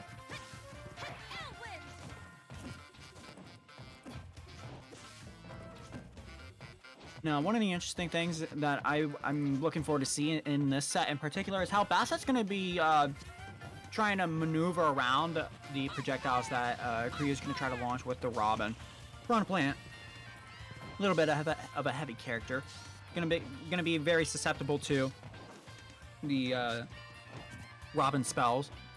So it's gonna be a matter of how Bassett's gonna be able to adapt to it and all that good stuff. But Kryu, very good with the Robin, able to do some really good stuff with the character. So I'm really interested to see if they're going to be able to get some Markfire strings into some really good looking stuff as well.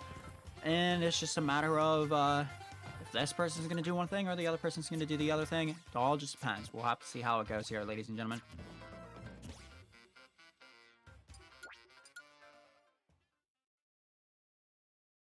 No contest.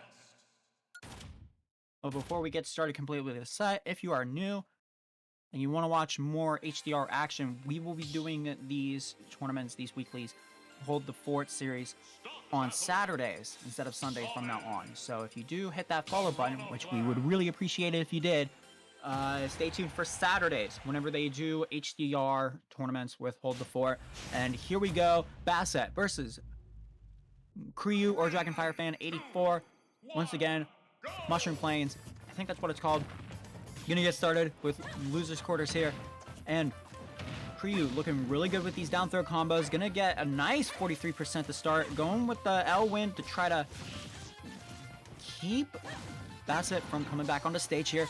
Looking for all right, we got the Arc Thunder.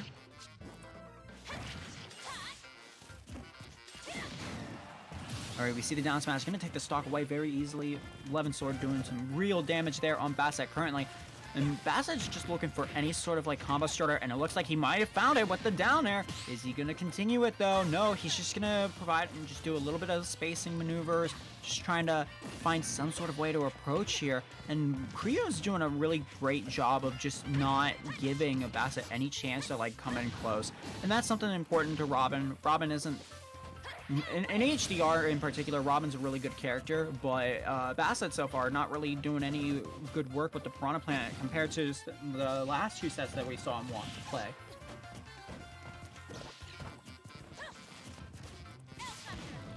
Alright, we see the L Thunder coming in, Arc Fire coming in, but not going to be able to do anything off of that.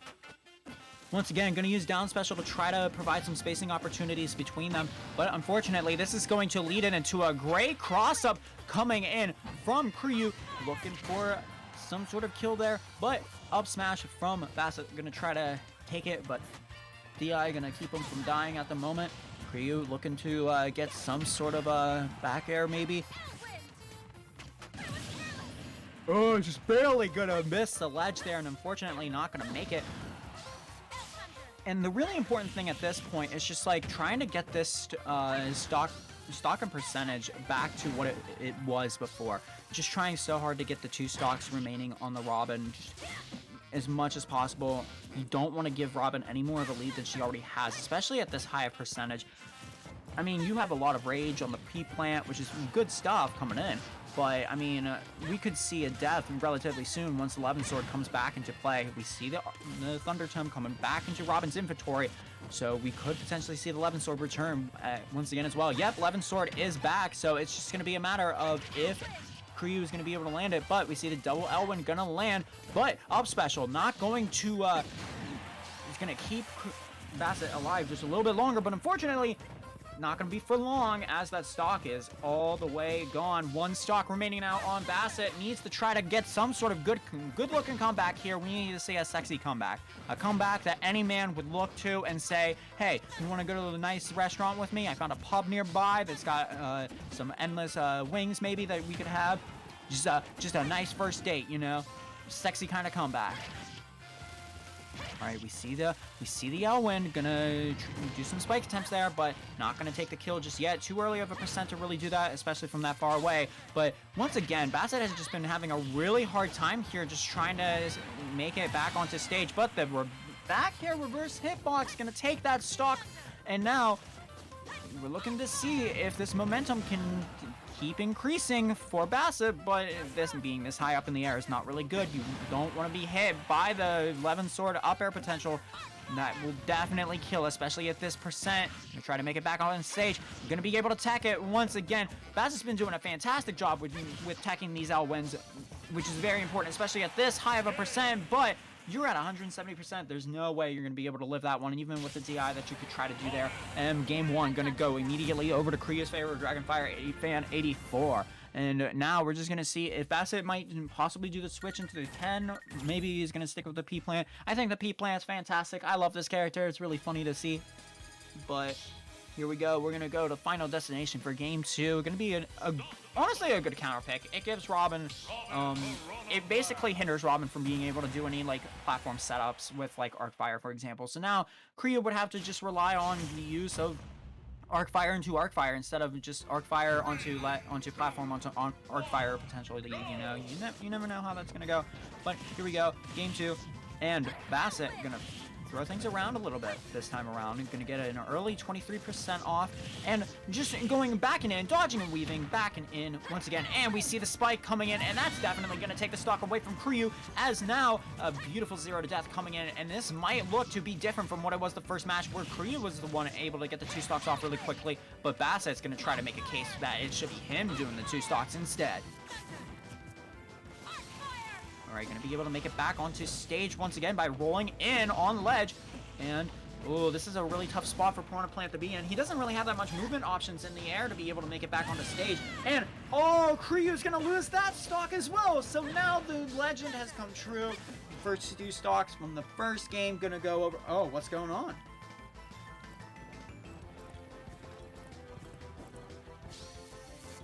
Okay, I think everything's fine now. I don't know what the heck just happened there, but, you know, sometimes you just gotta stop and then just hammer time, you know? Alright, we see the 116%. That could have potentially, like, ruined all of the momentum that Bassett had. And that's looking to be a potential case here. And that's really concerning, in all honesty, because you don't want your momentum lost when it comes to any sort of game. You want to keep your momentum alive for as long as possible, no matter what. But right now, momentum's going in Kriyu or Dragonfire fans' favor, and I mean, at this point you have to question if that little tiny pause might have done anything to do with it.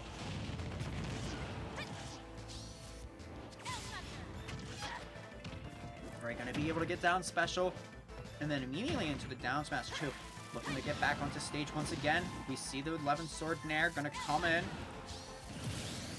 Oh, and unfortunately not gonna be able to live that stock out. And now both players reset the 2 stocks remaining and gonna keep this momentum going. Kriyu looking to really take this stock out as soon as possible, but I mean, I want to see the momentum really turn back into Bassett's favor after basically being stolen that momentum that he had earlier. Oh, gonna be able to use the super armor out of down special to keep him from being knocked back with the L Thunder there.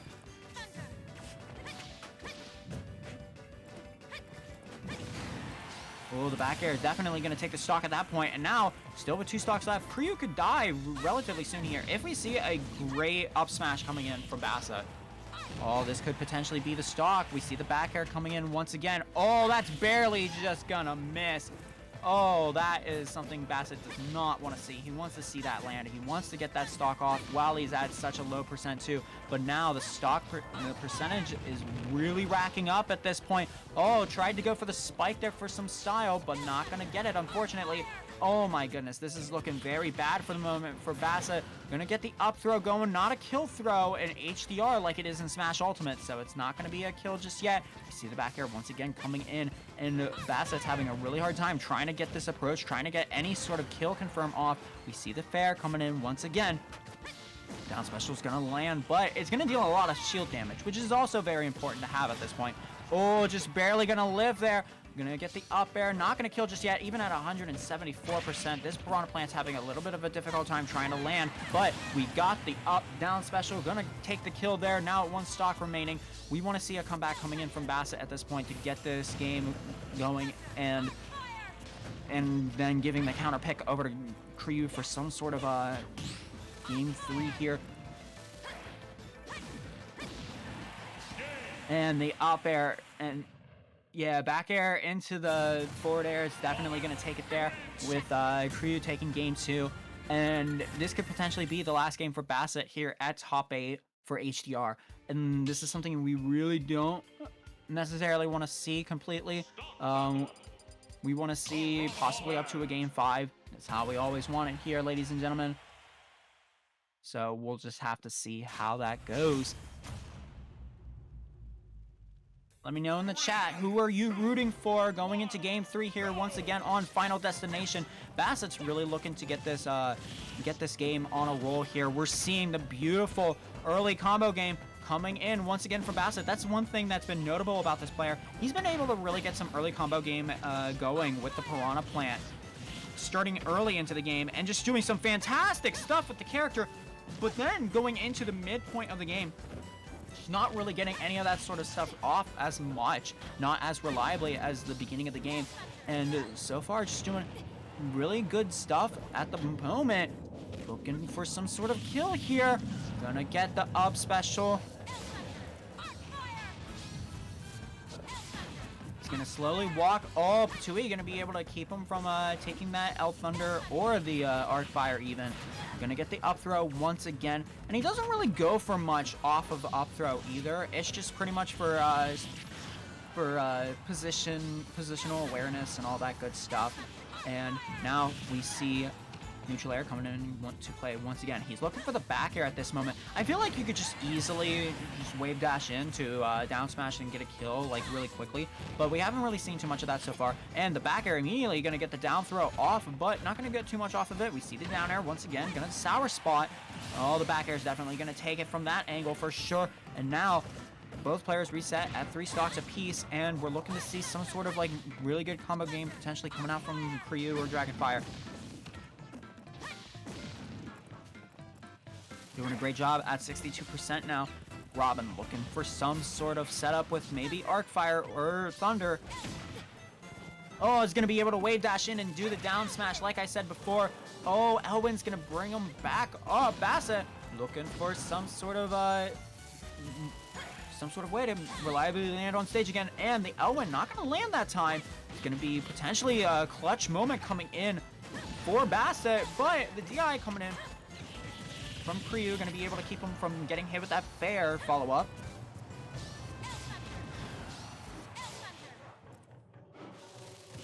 All right, now at 136%, this is a very big position here for Bassett to be in. It's not favorable, especially because you could just get hit by a raw bear, take that kill, and immediately at 2 stocks remaining. But you see the Patui, not going to do anything. This stock going to be kept alive even after that spike from Elwin. Going to be some really clutch stuff coming in there, but we see the 33% now being put on Bassett, and this is a precarious position to be in. You want to get this kill off as soon as possible. You do not really want to be dealt with this position. You just want to get the stock off ASAP. Patui not going to get any kill, but the down special, that was an impressive read. He totally read that that Kryu was not going to just cling on to ledge and instead just try to recover from a little bit above ledge and then cling on to it. And exactly that happened there. Going to be able to take that stock off. Now, we need to see the same stuff that we saw in the beginning of the game, just like before. Just an amazing down throw combo. We see, here we go. We're starting to see it. Down throw into neutral air, into double forward air. Now, this is the type of stuff I love seeing out of Bassett. Just getting these early combos in for 60, 70% potentially. Oh, went for the up smash there. Not going to get it, unfortunately. Just not letting go of the C-stick just yet. Oh, the Elwin spike not going to take the stock away just yet. We see the fair once again trying to get a kill, but Levin Sword not going to be able to do anything off of it. Ooh, going to be able to tech that Elwin once again. Bassett's been very clutch with those techs coming in on the ledge like that, and it's important that we get it. Oh, he's gonna, oh, baby! That's a beautiful, beautiful kill confirm coming in from Bassett, ladies and gentlemen. Oh, you just love to see it! It just fills you up like a good, like some good chicken. Like some good chicken from Popeyes, KFC, whatever your favorite chicken place is. It's gonna fill you right up, and that was some beautiful stuff. And now, both players at one stock remaining. Bassett really needs to get this combo, this early percent combo, as soon as possible, and just really try to turn the tides into his favor before Kryu can keep this little lead that he has going at the moment and just continue to keep it going. And he's doing exactly that so far. Bassett getting the down throw in. Here we go. We're starting to see it. Nope, just gonna miss the read there on the rollout, and instead gonna try to go for the dash attack, not landing it, unfortunately. This is a bad position once again for Bassett to be in. And now, yep, looking for the fair, looking for the up air potentially, but Levin Sword's gonna be gone at this point, so it's not as big of a worry for Bassett. However, Levin Sword once again comes back in, and the forward smash gonna take it. Gonna be the faster move that comes out instead of the forward smash from Bassett, and unfortunately that does mean that Bassett not going to be continuing on in the bracket. Kryu going to take it 3-0 over Bassett, and losers quarter is going to be moving on to losers semis, but we're about to potentially find out who Kryu is going to be fighting against here in loser semis with hopefully our next set. Winners finals. All right, so we're going to be watching winners finals next, ladies and gentlemen. It's going to be between Ben and Tank and Spank. Now, these two have played in Grand Finals, and Tank and Spank has been able to take it against Ben before, but, I mean, Ben looked really hot with the King K rule earlier, and I wouldn't be surprised if Ben decides to go with the K rule instead. I am really interested to see how things will go here going into this set. I mean, it's going to be a best 3 out of 5, obviously, so we have plenty of time to see Tank and Spank really deal with the K rule if that's brought out, or even the DK. We do not know. But I want everyone in chat, if you are still watching and able to type, let me know. Let me know, ladies and gentlemen. Who do you got money on? Tony! Let me know.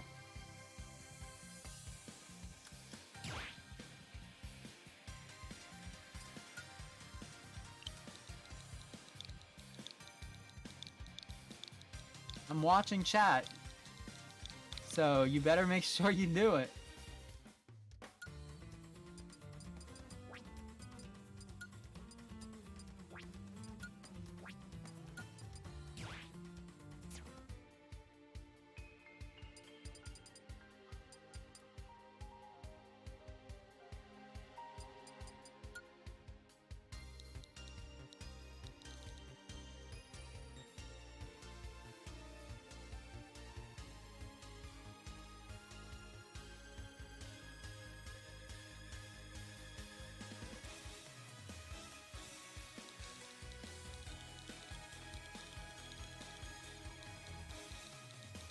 All right, while everybody, well, not everybody, while they're getting their stuff ready to go for the set, I'm going to go take a quick restroom break.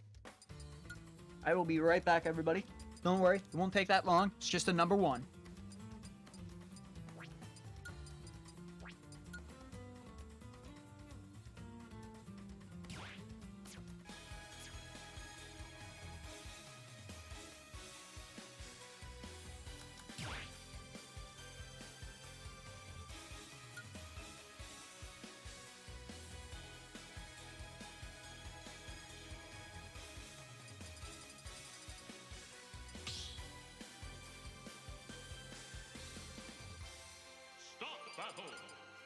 Donkey Kong. King TDD.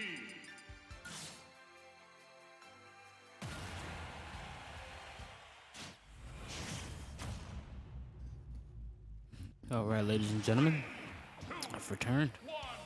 Go! We got Donkey Kong versus DK. Battle of the Heavies. Now, I have seen this matchup on Thursday for the online local that we have. So we will be seeing this run back offline now. So I'm curious to see, will Ben L continue to win? Because he did win the last time.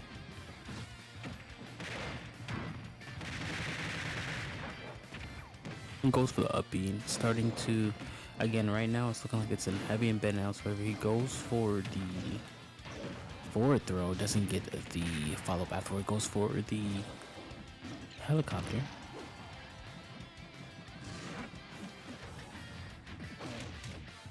This is the force smash, gets the jab grab and goes for the forward air, and again he's starting to open him up. Shields the DK helicopter. Goes for the forward tilt, and again now he's starting to get opened up. Tries to go for the big mallet swing, misses the big mallet swing, goes for the drag down up air to up tilt. What's the stock conversion? Doesn't get the stock back throw. We had to finally the DI mix up on the throw now. For the forward smash, and my man's clapped on him, bro. Let's clap it up for my boy Ben L. He's gonna get clipped by the Gordo, and again it's an even stock for the two behemoths.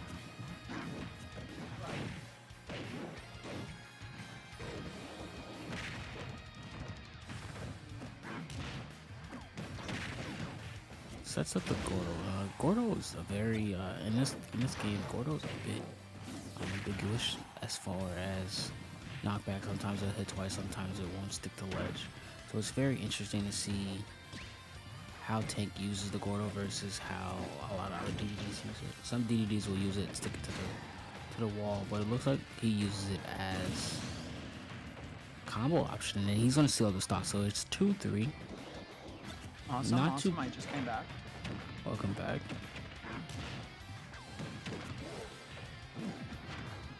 And again, misses the forward smash, and again, right now, it's looking long for man right now. It's starting to rack up bleed damage, gets the drag down, and misses up the drag down. They're playing catch with the Gordo now. Nothing wrong with a little father and son game of catch. Definitely. All right, we see the dash attack. Gonna take that stock off really easily there. Coming in from Sir Tank and Spank. Tank and Spank's looking really good into this set. It's starting out already. I was saying it before I left to go to the restroom that Tank and Spank, a very good contender against Ben, who's been well known to be one of the dominant forces here at Contender Esports. So, oh my goodness, Ben, you're cooking up some stuff from Hell's Kitchen, and I don't know if I'm comfortable with it, because it's in the name Hell's Kitchen. Definitely stuff you don't want to deal with, but game one gonna go to Sir Tank and Spank. Yeah, definitely. My man's out here impressing Gordon Ramsay, but unfortunately got voted off the Hell's Kitchen. So we're going to see what's the counter pick stage that he's going to go to.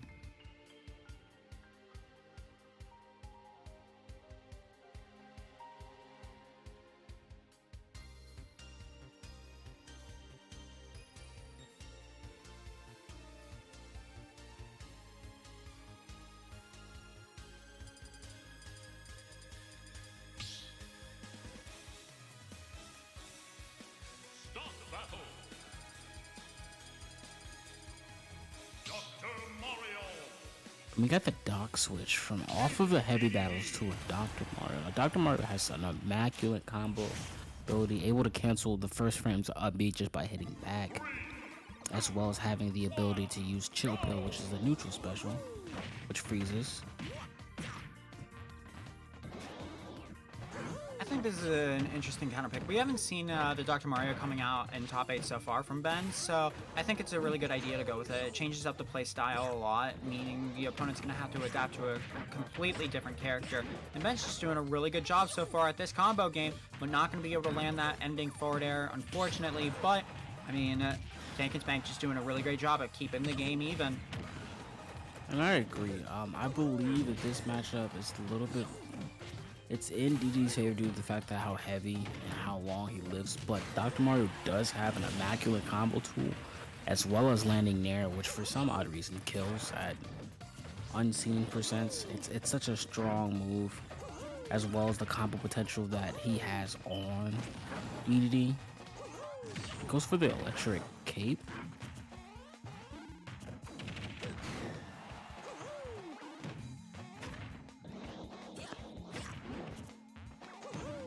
Alright, he's gonna do a really good job of just keeping Tank and Spank from being able to land on stage, but he's gonna let go of that just a little bit here. And Ben's really looking at this point to get this kill off before Tank and Spank's really able to provide any more damage. Oh, that shield damage is gonna be nasty. Ben's not gonna be able to shield for too much. Yeah, he also got the reverse hitbox on that forward air, which is definitely a DI trap. And he's starting to get his combo tool.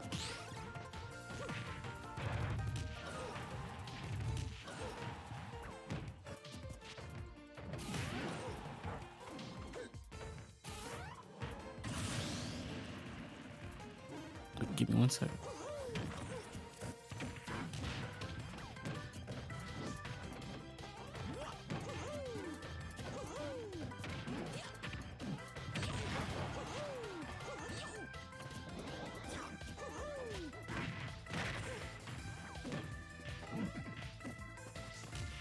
Ooh, that was some major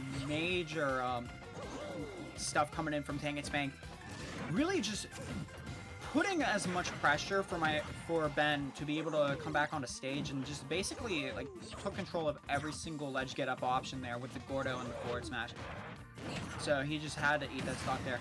Gonna be able to take that down smash and take that stock away. Ben not looking good still, but in a position where it's not the end of the world. He can be able to come back with this.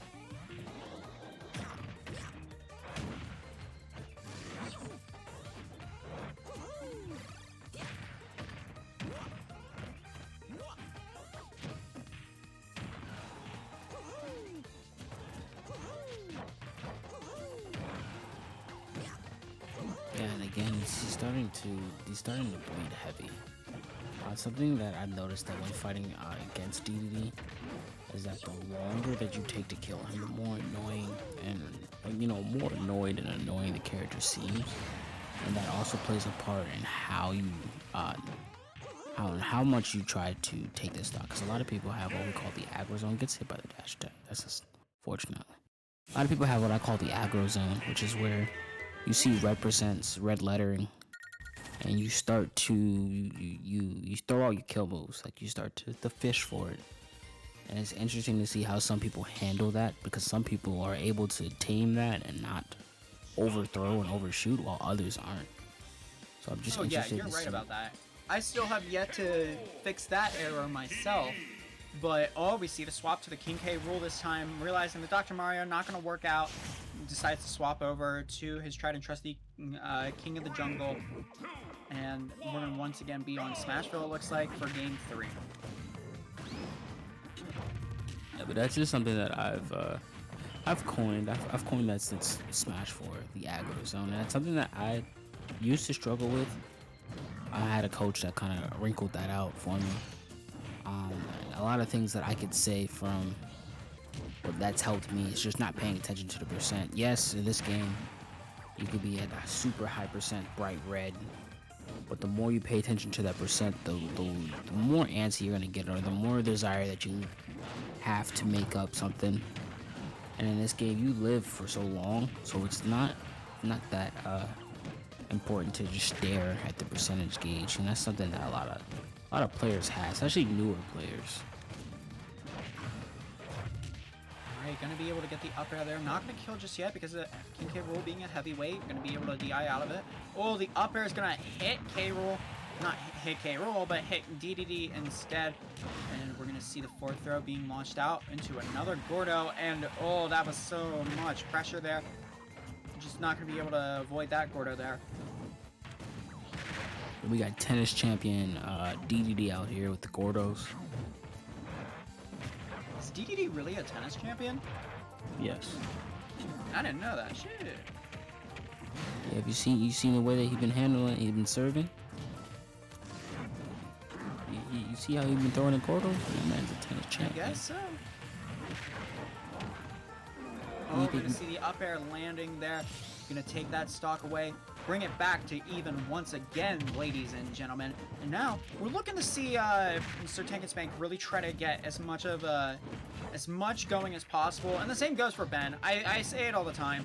You know, just like trying to really out neutral the other player for the most part. But, oh, this is a bad spot for Ben at the moment, just trying to get back onto the ledge. But, oh, not going to be able to get the spike. Tankinspank possibly giving up potential stage control here, but he's going to keep it going with Gordo for as long as possible to see the fair coming in. And there's the Gordo, going to be able to be deflected once again by the up air. And, my goodness, the K roll up special is really just not giving Tankinspank any really form of just dealing with getting a spike in or something. But oh, this is gonna be, oh man, I was about to say that could potentially be bad if Ben was able to DI out of it correctly, but he wasn't able to at just the last second. And again, it's starting to, it seems like Ben, as he progresses fighting this DDD, that he's starting to learn. Hopefully it's not too late for the adaptation that he's starting to have against it. Oh, down air to forward air. But unfortunately, he misses the ledge just by slight chance. And hopefully, again, he just needs to remain calm. But it's looking like Sir Tank is trying to close out any hope that he has of coming back. Goes for up throw down and misses.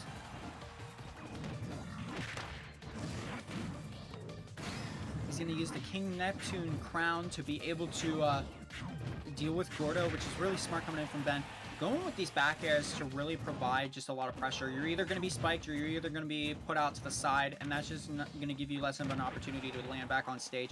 But stage control going over to Tankinspank's favor, and this is a really good position for Tankinspank to be in. However, as I say that, it's completely taken away, and now Tankinspank looking to get this kill off. We need to see it if we want to see Tankinspank on Winterside Grands. Goes for the back to forward air, the DI mix-up trap.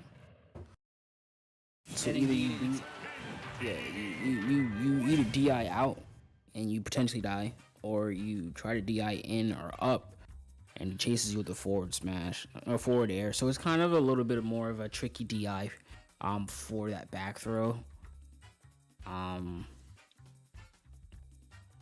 that was a solid set from Sir Tank, and it looks like Tank still has the upper hand and telling Ben that, hey, I've won every offline time that we fought so far.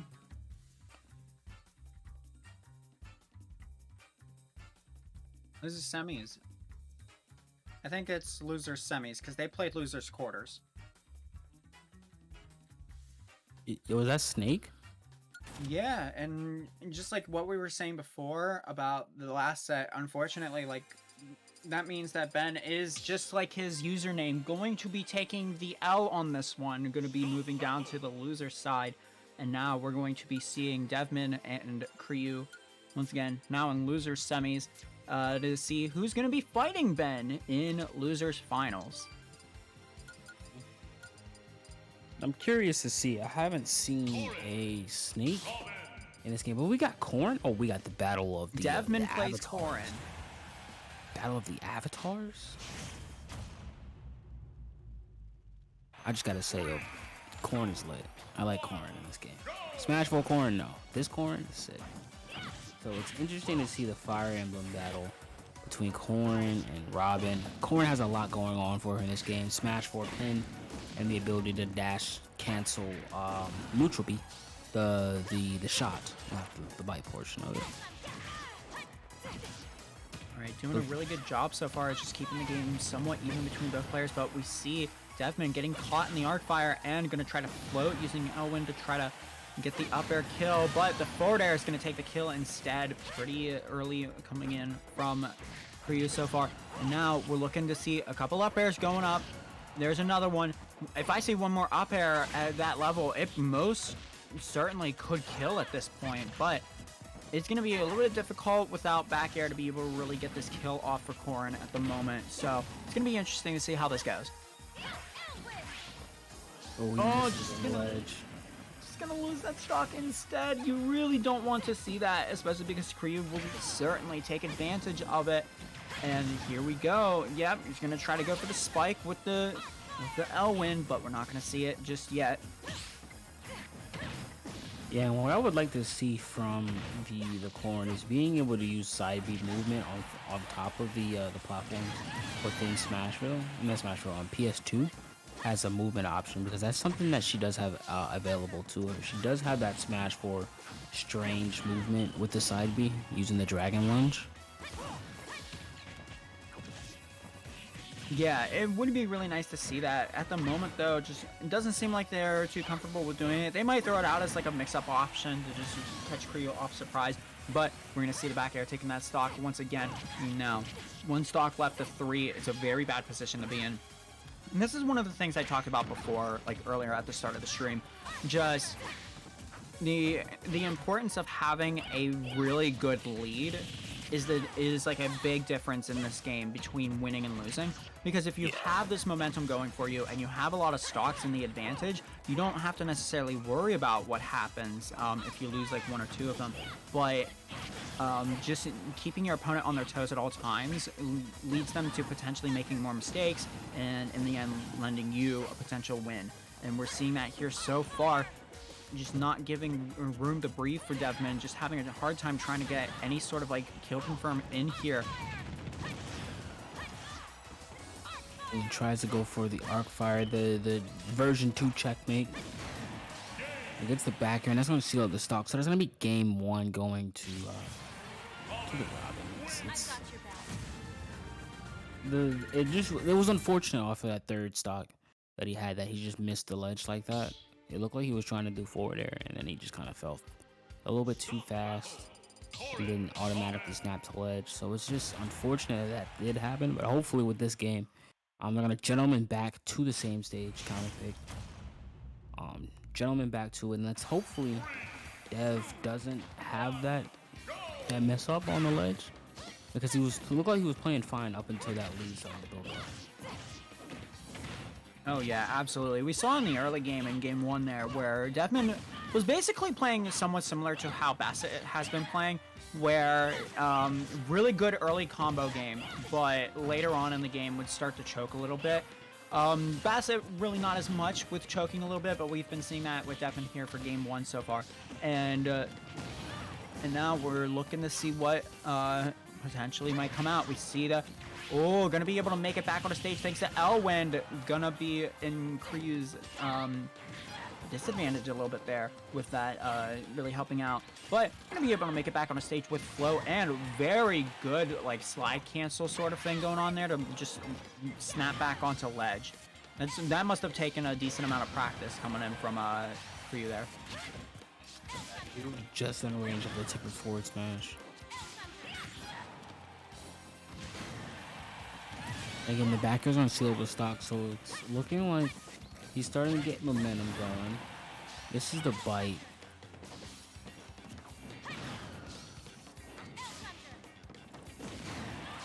All right, we see the back air going in there, ladies and gentlemen. There's going to be another stock taken off, and hopefully we could see another early combo game, but we're seeing it so far from Kryu, looking to try to increase it, but it's going to be just a game of aerials coming in from Dev, doing a great job at just following up on the DI and counteracting with a nair, a fair, or even an up air potentially. Just really good stuff coming in at the moment. It's just a matter of trying to get a successful kill confirm in somewhere. Yeah, and that's something that I think that Torn struggles with in this game, just having a solid kill confirm. Like some of the cast has grab combos into aerials. It looks like Horn might not have that case. She might have just falling nair to up air, or up air to up air. So it's just different, very ambiguous ways to kill. She does have the forward smash on the ledge type of the frame trap, but again, it's hard to frame trap Robin with her having a wall jump, a float, and a super solid recovery as well, and the up B. Ooh, and Creo gonna miss input there, landing off stage and trying to recover back, but unfortunately not gonna be able to. And that resets the whole entire game. It went from being in Creo's favor to now being even, and that might potentially wear down on the momentum for him. Definitely, but it's looking like he's starting to just swing. Bronze sword's definitely a lot stronger than what it used to be. Down throw nair. Tries to go for the check chase with arc fire.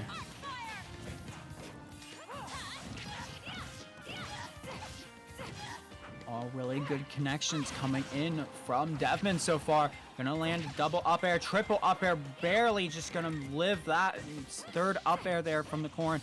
We're looking to see some sort of kill, maybe back air, maybe up air even. We see the up air coming in once again. I feel like another one at this point could definitely take the stock, but it's just a matter of how are we going to put Robin in that position to take the up air, and we see it from the up special, but not going to do it again. I'm wondering if at any point we may see a potential like lower on the stage up air into maybe an up special read. That could definitely kill at this percent for sure, but it's just a matter of reading where Creo is going to be moving to. And gets the forward tilt to interrupt the Arc Thunder, and that's gonna trade.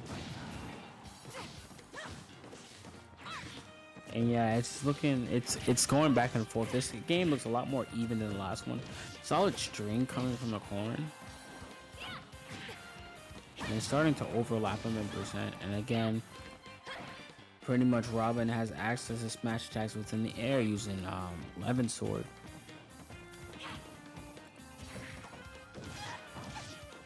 Alright, we see the down tilt into up air. Gonna make it back. Given stage control, the forward smash definitely going to take it there. And now Devman putting one on the board. And it was a solid forward smash from Devman. Now does Floyd have a secondary? Or does he just play Robin? Do you know? I believe I remember only seeing the Robin so far, but I'm probably wrong.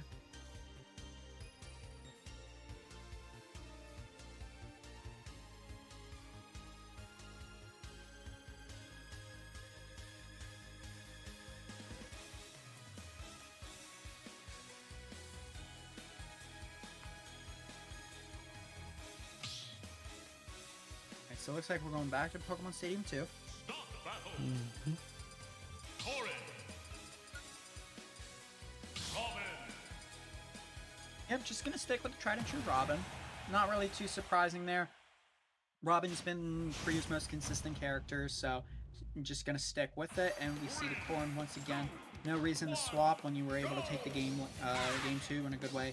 Gonna be able to start once again on Pokemon Stadium 2. So now we're looking to see the early combo game once again from Devman, like we have been seeing before. Doing a good job at starting it, but not really getting too much off of it there.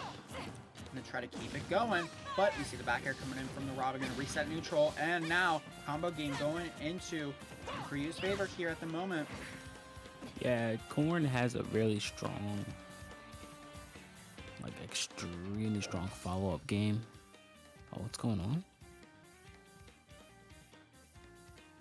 Let's hope we get some insider information on this one.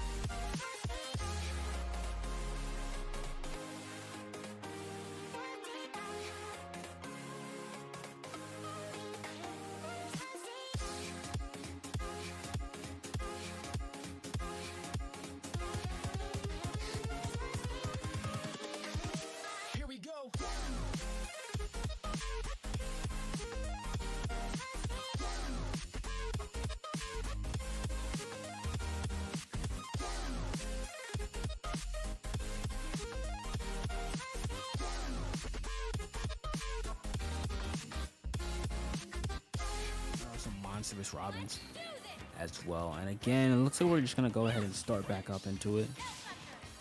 Yep, looks like it's so. Gonna be everything seems to be fixed up at this point, and now gonna be able to keep it going. No stock loss is gonna be happening because of the pause, thank goodness. And so far, all momentum is now going into Devman's favor. Oh, tried to go for the dragon shot there. Unfortunately, not gonna land it, but the up air coming in from Robin, gonna take that stock away. And that was a solid forward air to up air to interrupt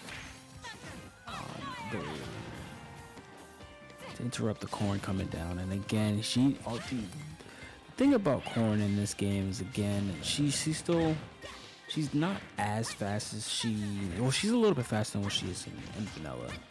But against Robin has a lot of tools to stuff out recoveries, stuff out approach options, and being a set player with a good recovery, a good way to mix up movement, barring the good down smash.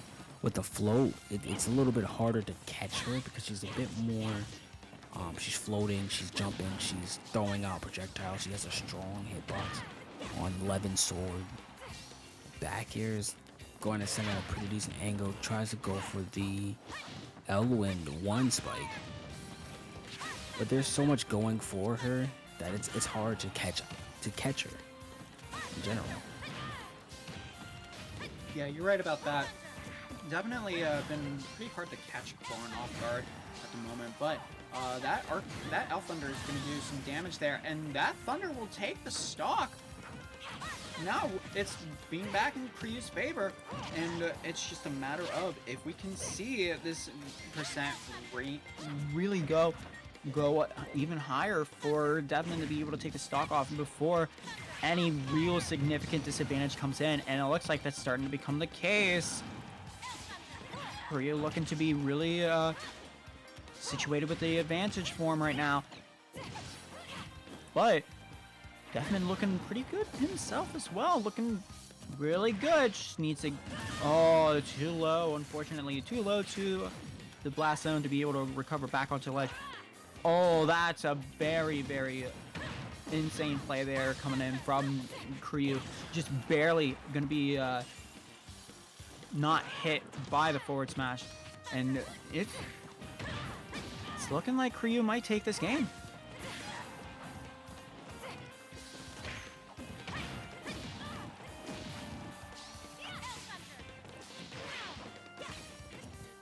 But yeah, it's looking long for Man right now, unfortunately. And finally gets the side B kill confirmed. And that kick is very strong, as well as being able to direct it back and forth.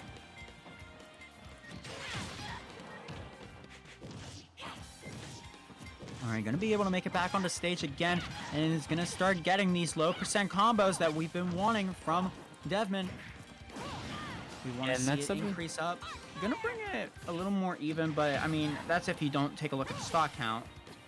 Yeah, and that's just something that Corrin has over a lot of the other Fire Emblem characters. Her low percent combo game, and this is even Ultimate as well, it's just phenomenal. She does have a good strings with forward air, and air.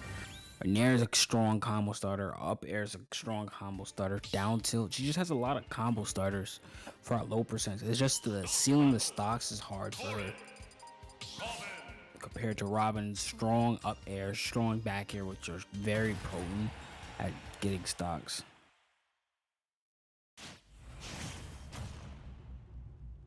All right, here we go. Game 3 gonna be once again on Pokemon Stadium 2.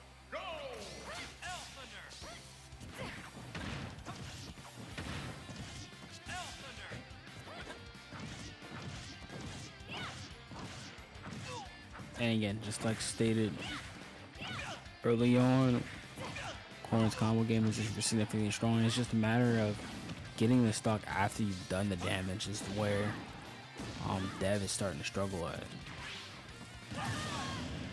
Yeah, you're right. And with a one stock deficit now, it's going to be looking a little bit harder to get that stock off. But we've seen it before. He's definitely able to do it and bring it back as well. So it's just a matter of whether or not he's able to do it here, when it's especially most important, because this could potentially be the last match of the set of the tournament for Devman.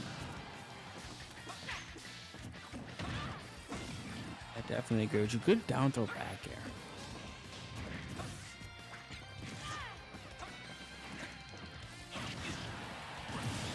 All right, we see falling up air gonna somehow take the stock there.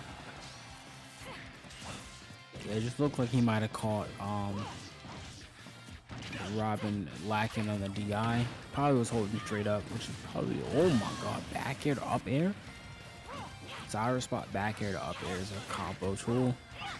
Sour spot back air has always been a pretty decent combo starter in general. And again, the Robin is just starting to harass the corn with aerials. Yeah, it's just not really giving any room for Deathman whatsoever. Just like covering every single option that he could try to give. We really need to see a good comeback coming in from Deathman here. And try to really risk it all there for that down air, but not going to land it, unfortunately. Thank goodness, though, he was able to make it back onto stage, but it's starting to really look like the momentum is for sure going in Kryu's favor, as he just has all of the energy in his soul right now, just trying to really end this off as soon as possible so he can fight Ben next. Yeah, and that's just something that, again, I believe that Dev is starting to get a little bit antsy because he is behind. And this is, you know, typically when it comes to losers, you know, nobody wants to there's still so much more that Dev can give. And there's nobody that wants to get knocked out of tournament without feeling they've done enough. And that's pretty much what I'm feeling like Dev is starting to feel. But it looks like he's starting to tame himself, calm himself down, keep himself composed. As he's starting to get these low combos and racking up damage. Oh, yeah, you're definitely right about that. It's just a matter of, like, Dev trying to calm down mid-match. Just trying to figure out, all right, reset the mindset. Just turn the mindset into the grind set mid-set. Yeah, he's looks like he's doing a good job. Oh, but that's not going to be enough. And Devman, unfortunately, going to go down to Kryu 3-1. Kryu going to be moving to winners finals to fight Ben, Dr. Niatono. And now we'll be finding out here relatively shortly who will be fighting Sir Tank and Spank in the grand finals.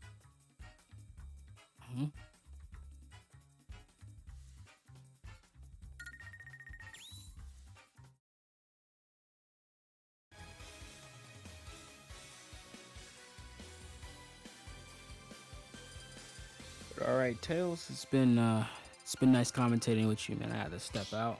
Likewise, likewise. You have a great rest of your day. You too. Robin.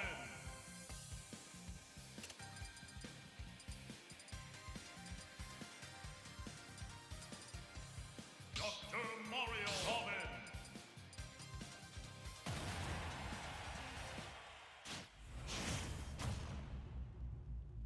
All right, ladies and gentlemen, here we go. Losers final is going to be between Ben L and Kryu. A lifelong rivalry, I guess you could say, between these two players. And now we'll be finding out who's going to be fighting Sir Tank and Spank, who's on the winner's side of grand finals here. And for some odd reason, Ben's camera is currently locked on him standing. So he's got this powerful pose of just standing while we have Kryu on the right, just being so determined to win the set here. But currently very even between both players. Ben looking for some sort of like potential shenanigans to really start off and get a good combo going. And we see with the up tilt's gonna land a couple up airs as well. Now it's 74%. Gonna try to get some potential spike off stage, and the air dodge into the forward smash coming in from Ben. Gonna take that stock and really put him in a good lead here. This is a good position for Ben to be in. He's known for being devastating with his combo game. Even with the Dr. Mario, you don't want to snuff out this ravenous animal so far. We're gonna see the down smash too. Oh, reflect. Oh, we're gonna see the cape. It's not gonna land, but it still works because it scared Kryu off of landing on the plat. or on the ledge. So that's very important to have. We see the down throw once again coming out. We don't see the up smash connecting because of the DI. We see the fair coming in once again. Very strong aerial. Going to deal a lot of percent and knockback as well. Ben put in a compromising position with the up special. We see the arc fire into the up air once again. And right now, it's just a matter of trying to connect an aerial into a kill here. Back air, forward air, or up air. And we see the fair going to be able to do it, ladies and gentlemen. Ben still having 2 stocks left. Korea's going to really need to try to make this comeback here with only 1 stock remaining. It's entirely possible because we're seeing a really good comeback so far from Kryu, just really taking advantage of Ben's disadvantage and just really applying the pressure here. Going to do a great job so far. We see 11 sword coming back once again. We see the fair going to land. This is a really good stock so far from Kryu. Just not giving Ben any chance to be able to land on stage. But the moment that Ben gets middle of stage like this, it's going to be hard to get rid of. But Ben once again off stage. Oh, he's going to miss the L win. I don't know why he was trying to go for it. He could have went for a forward throw potentially, but then decided not to go for it. Going to be able to just float back onto stage and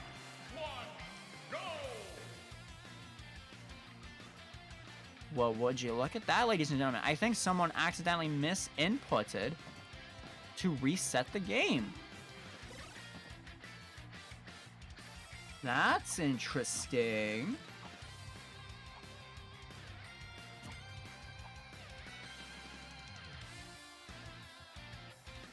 What's up?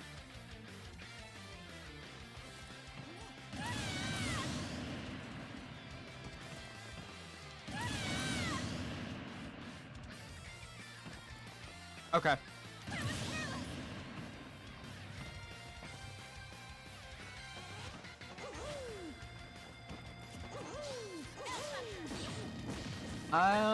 Do you know who initiated that reset? Okay, they're gone.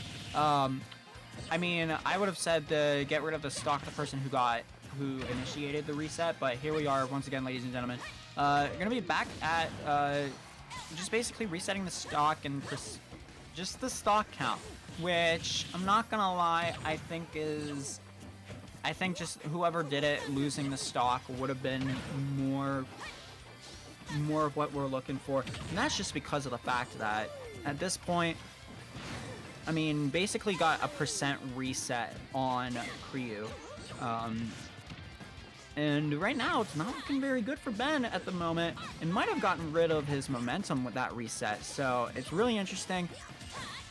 All right, we see the forward smash gonna miss. All right, he's gonna get it. Oh, he's not gonna be able to be far enough to be able to spike for a game there. But that's still really good percent. And we see the Arc Thunder going to be reflected by Cape, taking the game 1.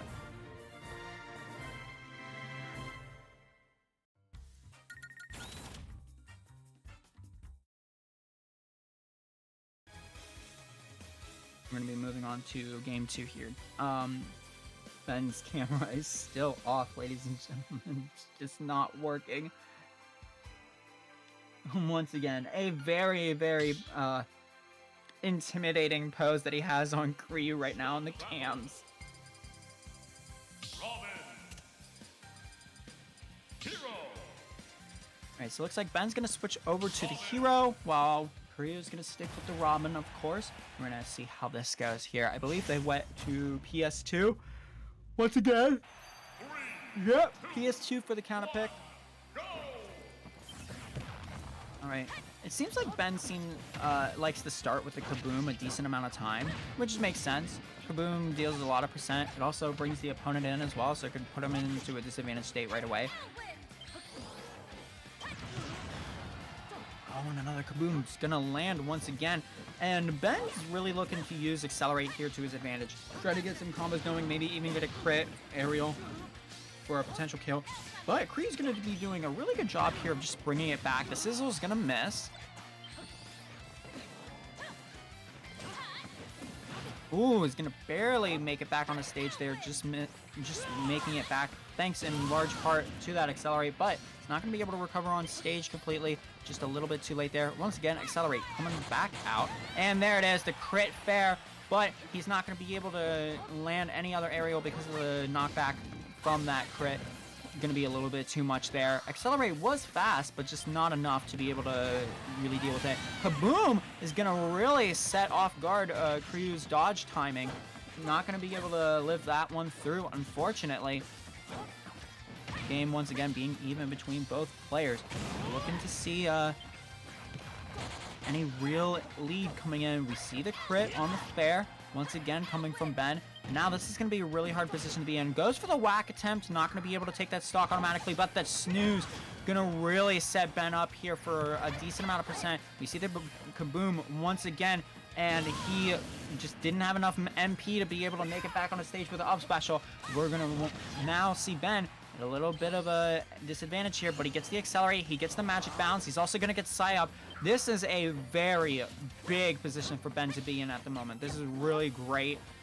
Not going to be able to use Psych Up, unfortunately, to land anything, but we're going to see the accelerate come back once again. Fair going to land. Not going to take the stock off just yet, but the down air going to have the kill sparks, but not going to kill. You see the forward throw coming into play. Up special is going to land into the Nair, going to take that kill. Kryu not having any idea that actually works on the cams there, and now Kryu's just looking for any way to really deal with the hero right now.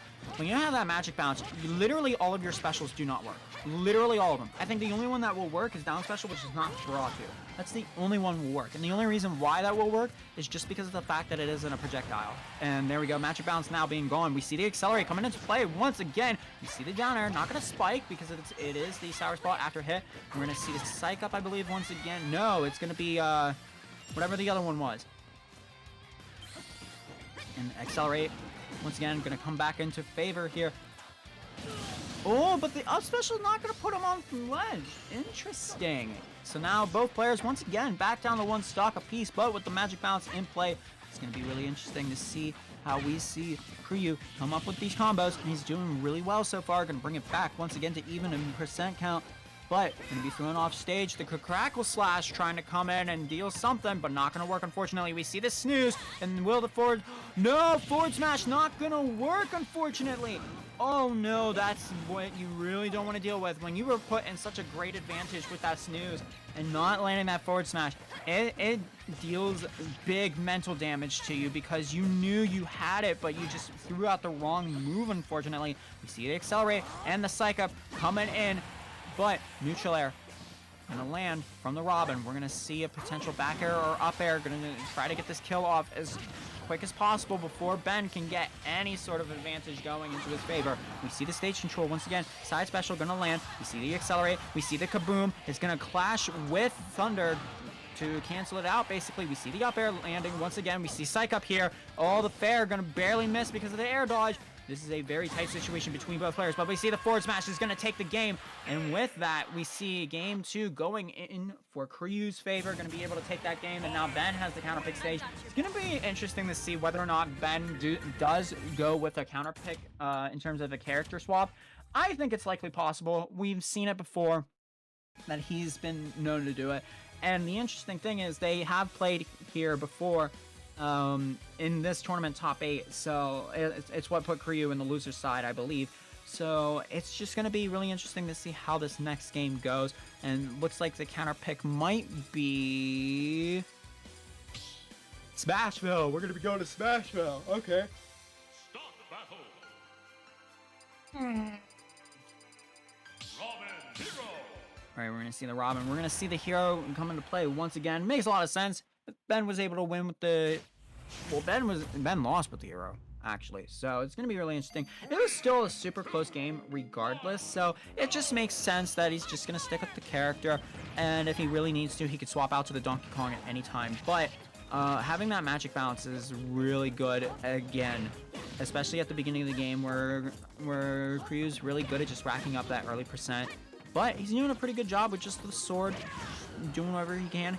Ben getting the forward smash, gets the psych up. We're seeing Oomph also come into play. So that's a big daddy hit right there. All right, we see the back air attempts, trying to land it. All right, we see Snooze, but Snooze is not going to work. We're going to see Oomph once again Ben's getting really good luck with these spells. He's really getting what he wants here. All right, Whack gonna try to be cast out, but unfortunately not going to land. And we see the death coming in on Robin. And now forward air is gonna definitely kill from that far away. So the game is basically reset now, and both players just waiting for the other one to enter in before doing really anything. They're both sword fighters, so they're just trying to properly space between each other. They both play very similarly, if you really think about it. They both try to get their spells going, trying to get their opponent like caught in a spell, and then they just follow up with something afterwards. It's pretty similar. They both play pretty similarly in terms of the gameplay styles, but the spike on Ben's gonna take that stock away, and now Ryu looking to have the advantage at the moment, but we could potentially see the thwack here. He's definitely considering it. He decides to go for it on the other side, but not gonna land it. Oh my gosh, Ryu got the moment that he needed. This is the moment in a set where you know the tables have turned, ladies and gentlemen. Yeah, that's right, the tables have turned. Because now you have 3 stocks to play with against 1. It is a really good spot to be in, but we see the crit on the fair going to land and also get heal into play. This is still a good spot for Ryu. He's a whole stock ahead now. And if Ben's able to get something insanely lucky, like the RNG type of thing that Hero can be known for, oh, that's gonna kill. This is looking bad. We see the Hocus Pocus also come into play. The crit on the down air too.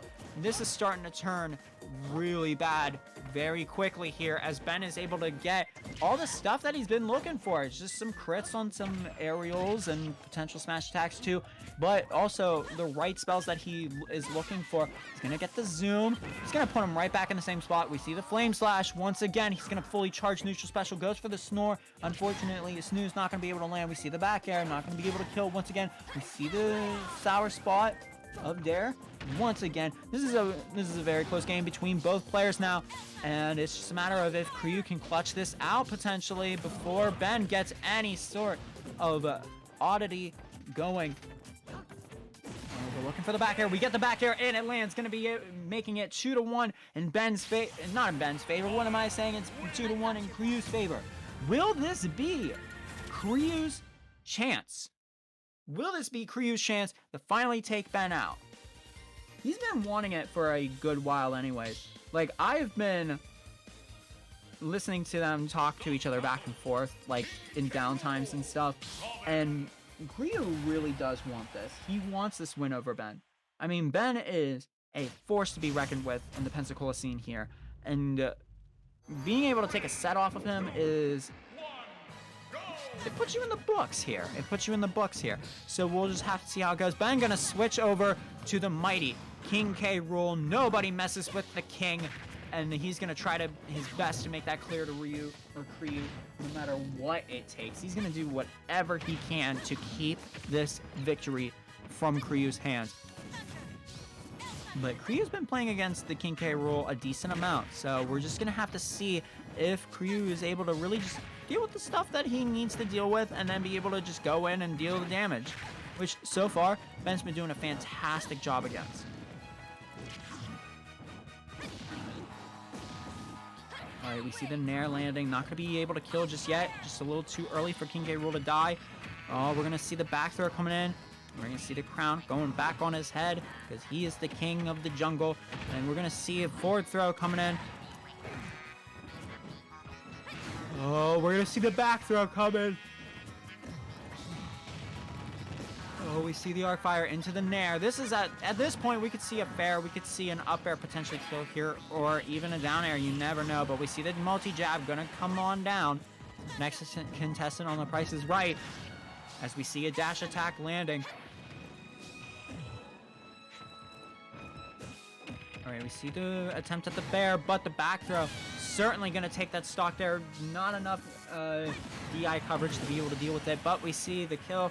Going to reset the lead for Ryu. Now it's just a matter of trying to really extend any sort of lead for either of these players. And right now, Ben's doing a really good job at just racking that up a few hits at a time. Oh, we see the air dodge coming in from Ben. Going to be able to make it back on the stage once again. We see the arc fire. We see the Yell Thunder. We see the arc fire once again. All right, we're going to see forward air into neutral air, racking up a good amount of percent. Pretty much going to bring it back to even. We see the back air. Robin doing a fantastic job so far of just racking up percents here and there, but the fair is going to be able to take that stock away at such an early percent. Here we go. Once again, Ben looking for the cheese off stage to really get this lead to continue, but Kryu not looking to keep that for Ben. We're going to see the back air once again, and then we see the Arc Thunder. Oh, beautiful stuff. We see fantastic. Oh man, you love it. You love it. The non-spike version of Elwind going to be able to land right at the perfect spot for a forward smash. Going to take that kill there. Now both players once again are even. It's just been back and forth between both of these players, and that's what you really like to see. You like to see it be close no matter what, because it's just the entertainment factor. We all want to be entertained here. We want our entertainment for the day, and we've been getting it here so far. We see the forward throw once again from Ben. Going to try to set up a situational presence for the Bears to come in. We see once again Elwind gonna land, gonna place him upwards. We see the counter, gonna counter away.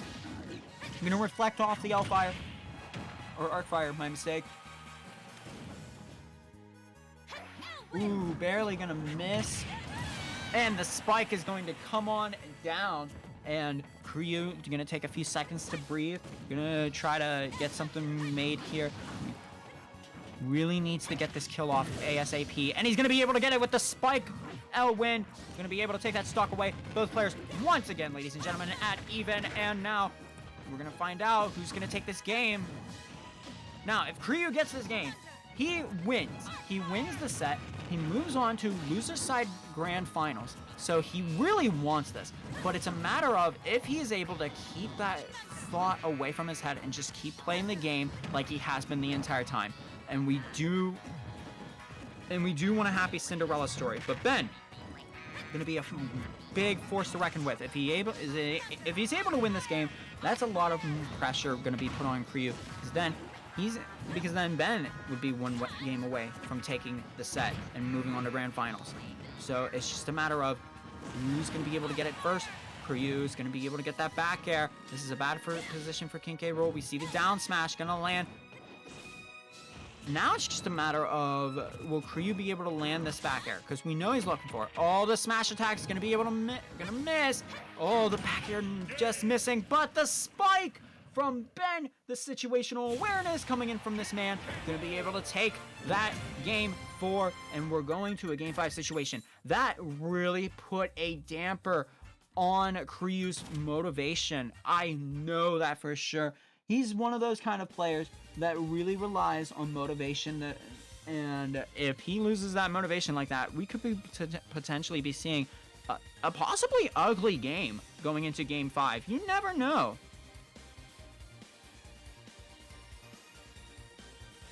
We're going to be finding out what kind of counter pick we're going to be seeing here.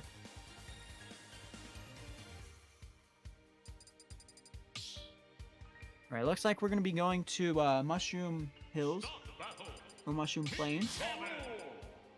We're going to see the King K. Rool one more time against the Robin. And here we go, ladies and gentlemen. This is it. This is the last game for Losers Finals to determine who's moving to the loser side of Grand Finals. Who's going to be fighting Tank and Spank? Let's find out, ladies and gentlemen. This is an interesting counter pick coming in from Kryu. I think it does work a little bit in Robin's favor, because you have the platform placement. Oh, gonna be able to take it on stage. Not gonna be able to get spiked off stage like that. Oh, we see the Elwind once again, but not gonna be able to land it a second time there. And this is gonna be bad, because this platform layout is gonna be proving to be really good so far for Ben, as he's able to just jump, wave land on. Are all stages legal in HDR? No, I don't believe so. But there are some stages that are changed to be legal.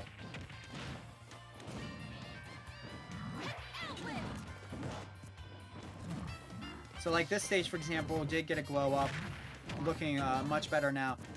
And so far, all right, gonna be able to get the fair once again. And this is a bad situation. You're a whole stock behind. Percents are pretty much overlapped at this point. Ben is just really showing that the motivation that Kryu just doesn't have. momentum in his favor, unfortunately. Oh, man. Sour Spot Affair going to land, but not kill. And up smash going to land. Oh, he's missing the grab as well. This is stuff that we like to call choking in the industry, ladies and gentlemen. But the up air is going to land, and we're going to see 3 stocks remaining for both of them. But Cree's still in a pretty bad spot, 143%.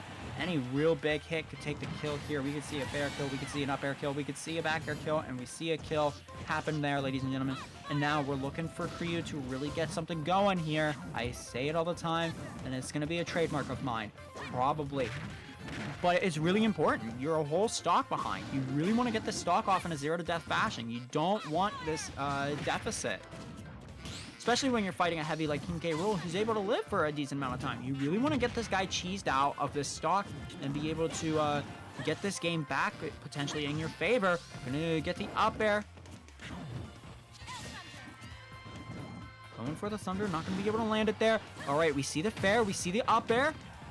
We see the fair once again from Ben. Ben's looking really good right now, and that's something to really take note of here, is that he's just prepared for a lot of stuff that Kryu's been throwing at him for the most part. It's just a matter of whether or not Kryu is able to anticipate it and counteract for it. And there we go, once again, gonna be able to counteract that normal ledge get up and just get the upper for the kill.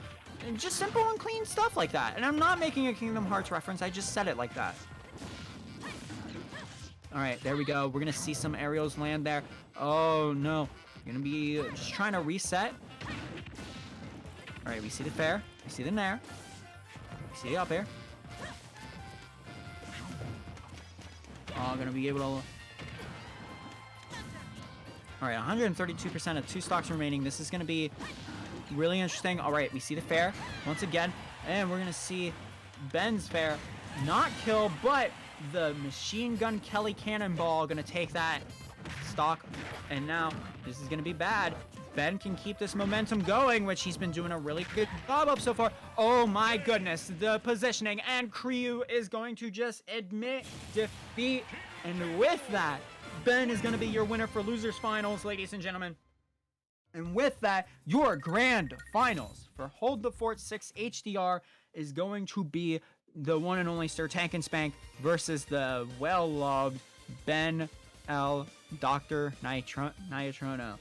So here we go, ladies and gentlemen.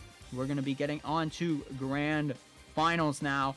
And let me know in the chat, who do you think is going to win Hold the Fort 6? Will it be Ben making a 2-set comeback on Tank and Spank to get a potential 6-game win?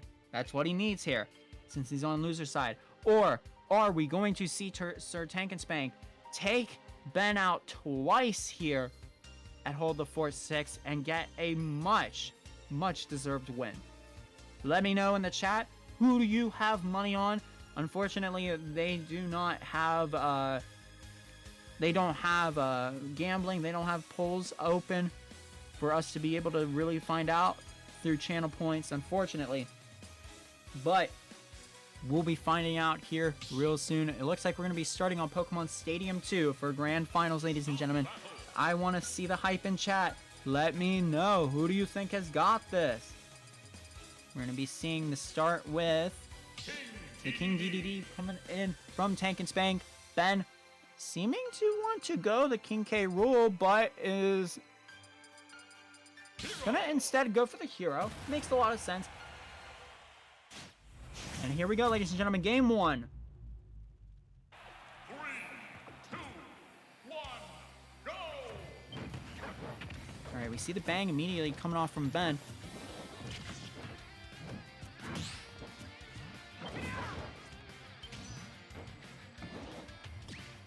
All right, Tank and Spank is gonna inhale, just try to put Ben off stage, and did a really good job at that. Oh no, I don't think that was a good idea to go with any aerial there. You should have just waited to see if he was going to be able to snap back on ledge, and I don't think he was going to. I think he was going to die. He pretty much saved Ben there, and that's something you really don't want ever. So that happens.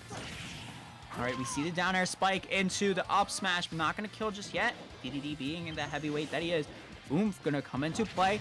Ben going with the immediate back air, gonna take that stock away thanks to the power of Oomph.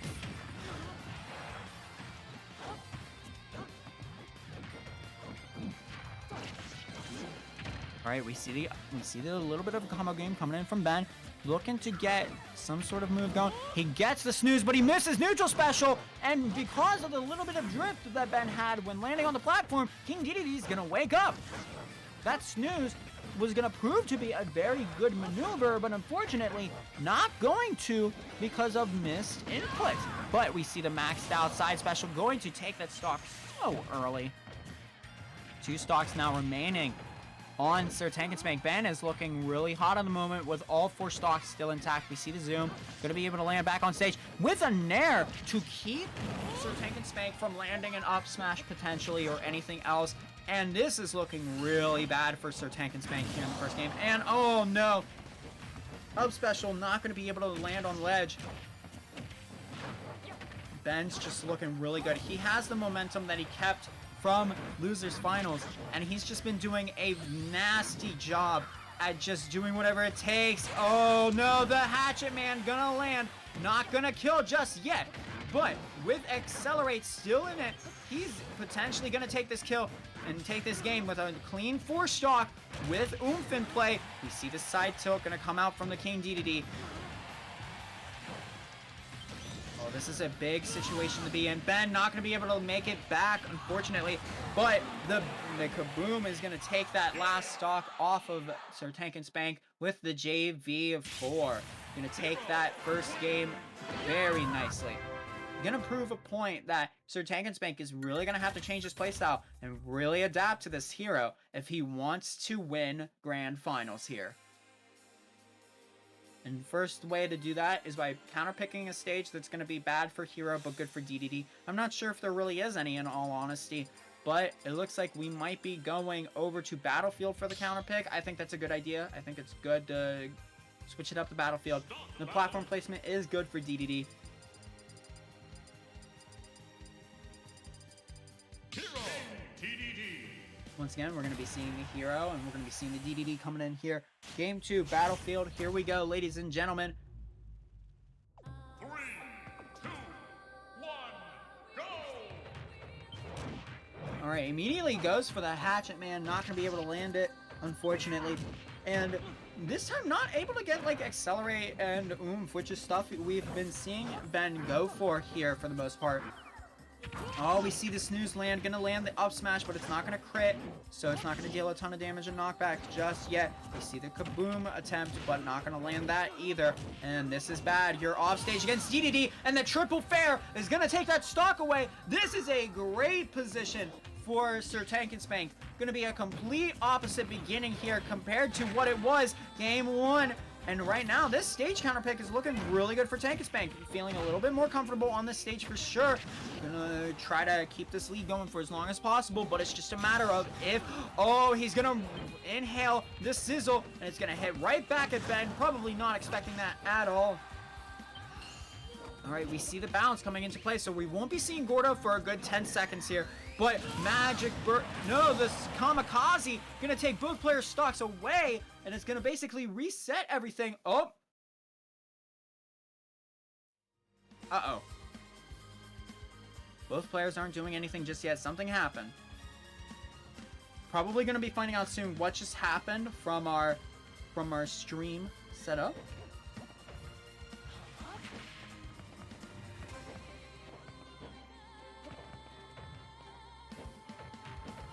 It blacked out on my end, too. Yeah. No, the stream blacked out as well. Yeah, I just saw it on the Twitch stream. It also blacked out. It blacked out everywhere. We'll just say it's a tiny power outage and that Pikachu powered the place back up.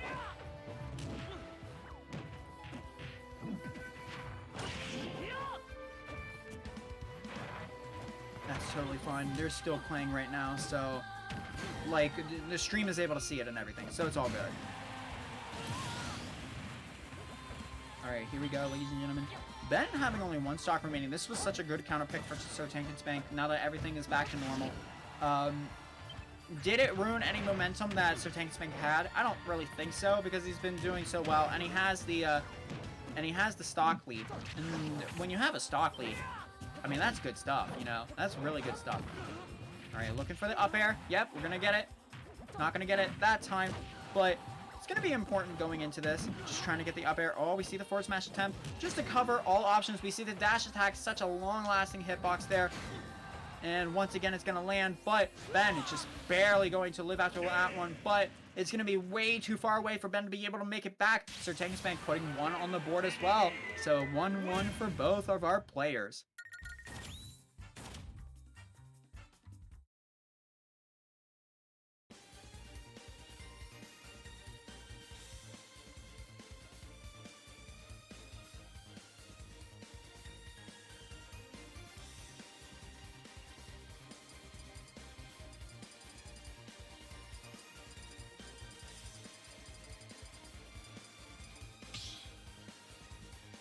All right, looks like we're going to be finally going to Spring Stadium for the counter pick here. King DDD. We see the King DDD.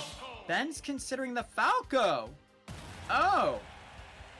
We have not seen Ben's Falco at all this entire top 8. And now we're finally seeing it on Spring Stadium. This is going to be really interesting to see, ladies and gentlemen.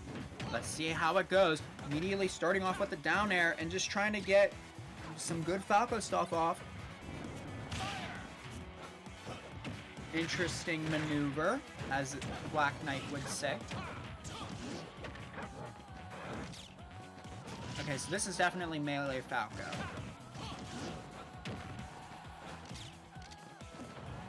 Based on the changes in moveset.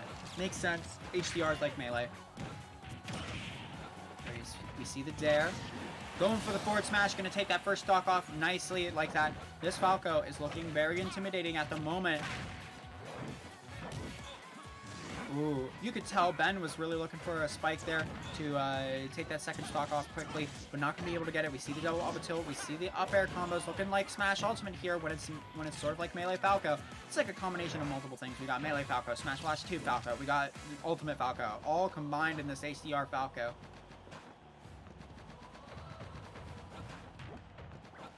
Neutral game between both players is exhilarating so far. Neither player really making any options against each other, but we're going to change that real quick. We're going to see the up throw. We're going to see the up air. Not going to be able to kill just yet. Ben's DI looking pretty good. We see the reflect, but not going to be able to shine away the Gordo. Going to be able to air dodge back onto ledge. See the down air. Going to be able to get the up throw into the nair. Ben looking for some sort of kill confirm potentially here. He's got rage on him. Oh, the air dodge is barely going to miss the ledge. Not going to be able to cling onto it. But the dash attack's going to take that stock away from Ben. Going to put him at 3 stocks remaining. And this could potentially be good for Sir Tankinspank. As long as Ben does not get this kill off. But Sir Tankinspank going to be dealt with a lot of damage here. 142%. This is very bad. The moment he gets potentially spiked by Ben off stage, he's dead. There's no way. All right, we're going to see this shine. We're going to see shine jump. Not going to be able to get the shine cancel into anything because of how high the percent is. We see the down tilt going to be able to take the stock away. And now, both players, early percent, but we see that stock advantage on Ben. Look, so the Falco counter pick was doing pretty good here so far. Oh, we see the dash attack. And not going to be able to land on the stage just yet. Oh, it's definitely going to take the stock away. And with that, we have the stock count and percent count reset between both players. It's going to be even once again, but we see the cutscene combo starting to come out for Falco.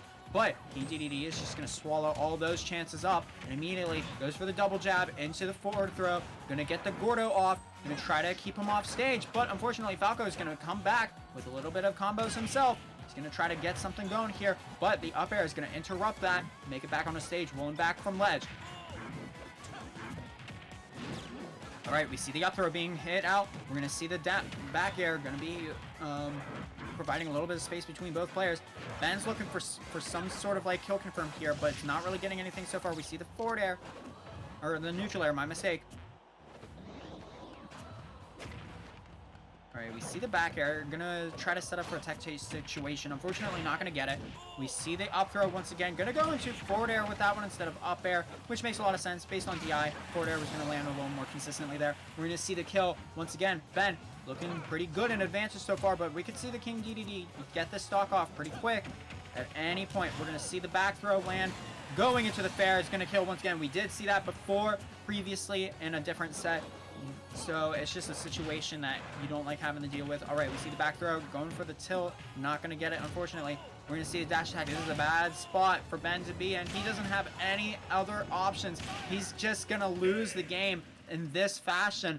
It was all in Ben's favor, and immediately, the moment Sir Tank and Spank just got the back throw and started going with the dash attacks, game was over. Falco cannot do a single thing to deal with that. So, unfortunately, gonna be losing that game there in a way you really don't want to. Losing the cheese as the cheese master, you really don't like seeing that. But we're going to be seeing a counter pick here coming out from Ben. And are we going to go back to Spring Stadium?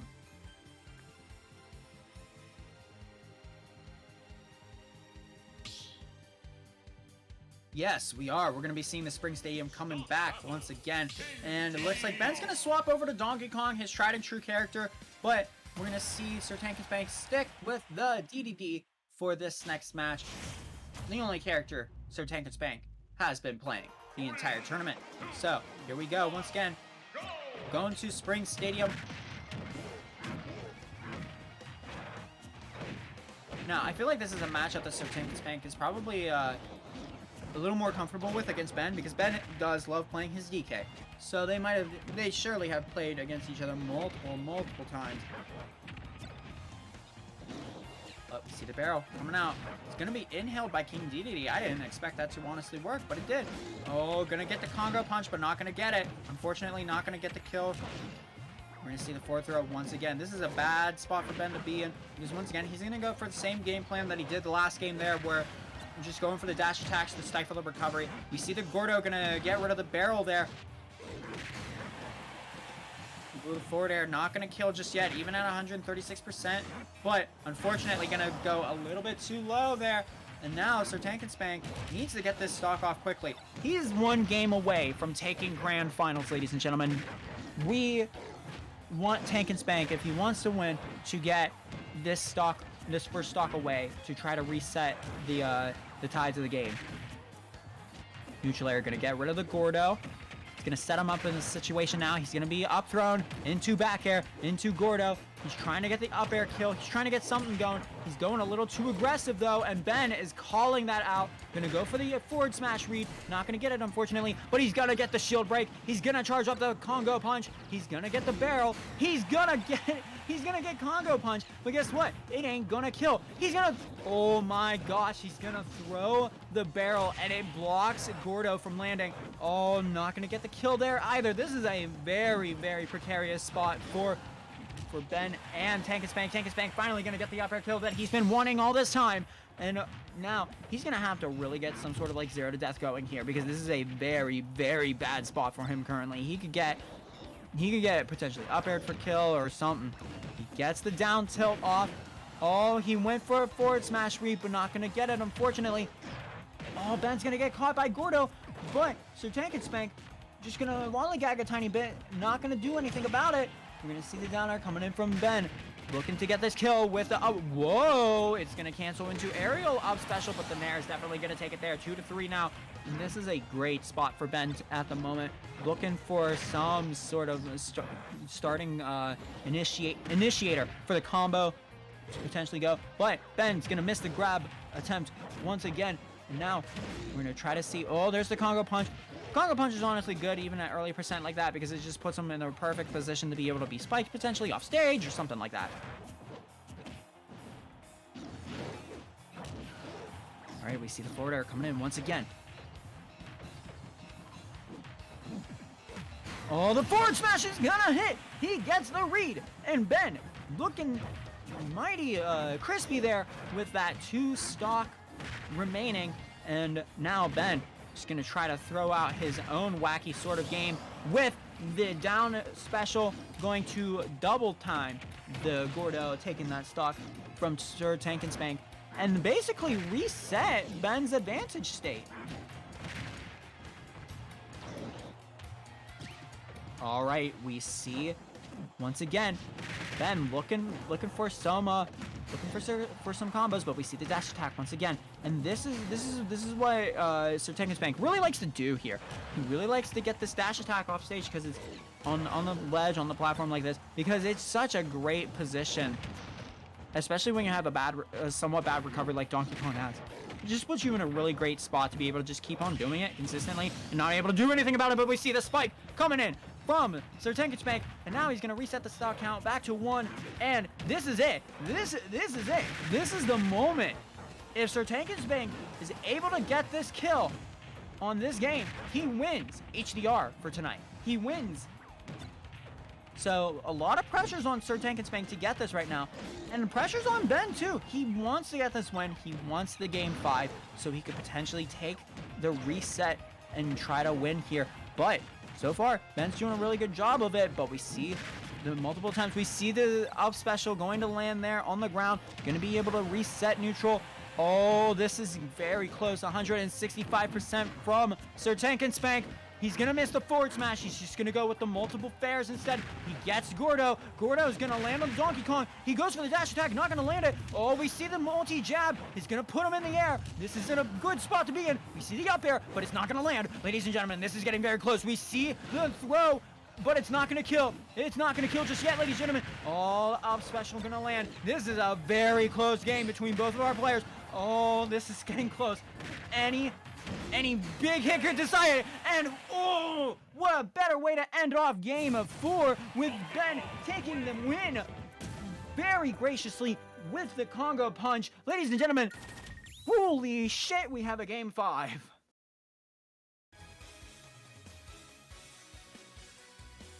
I need to take a drink after that one.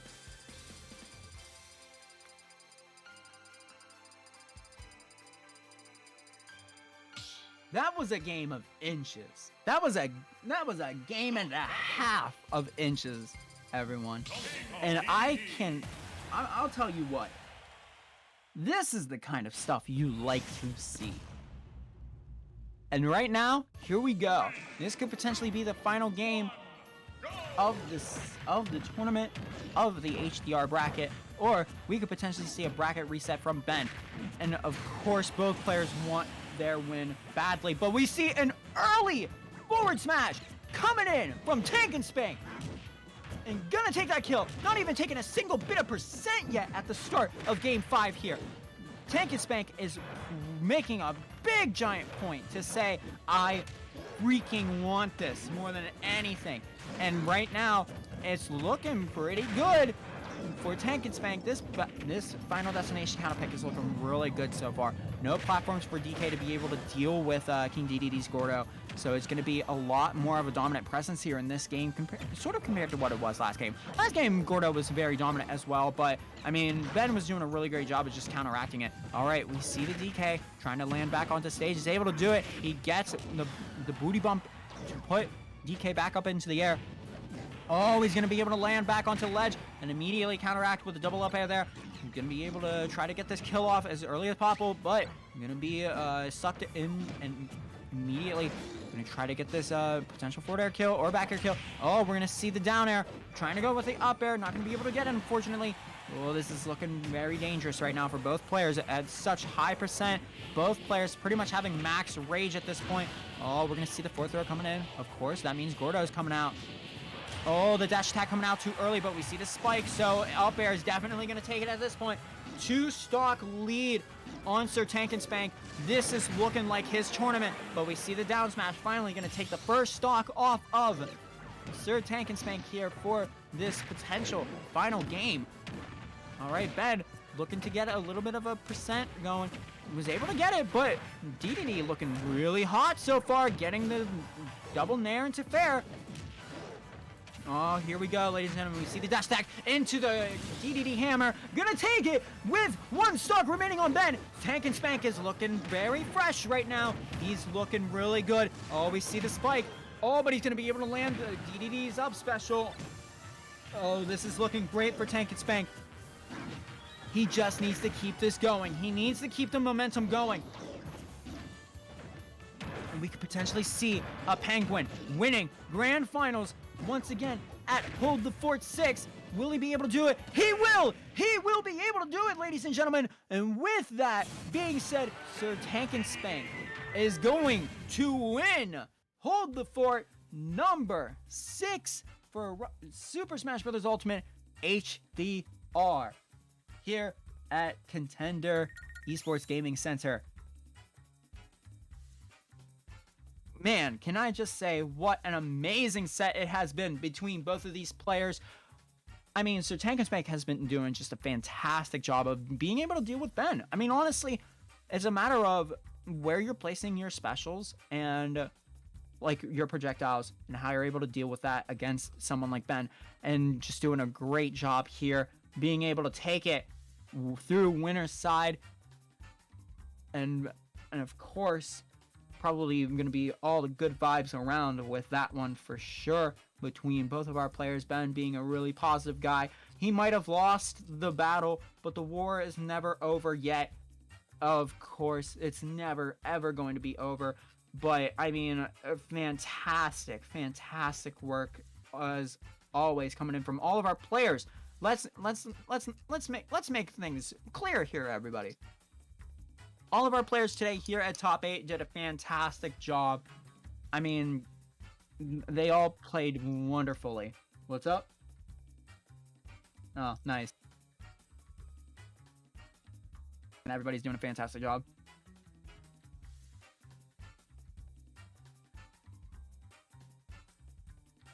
All right.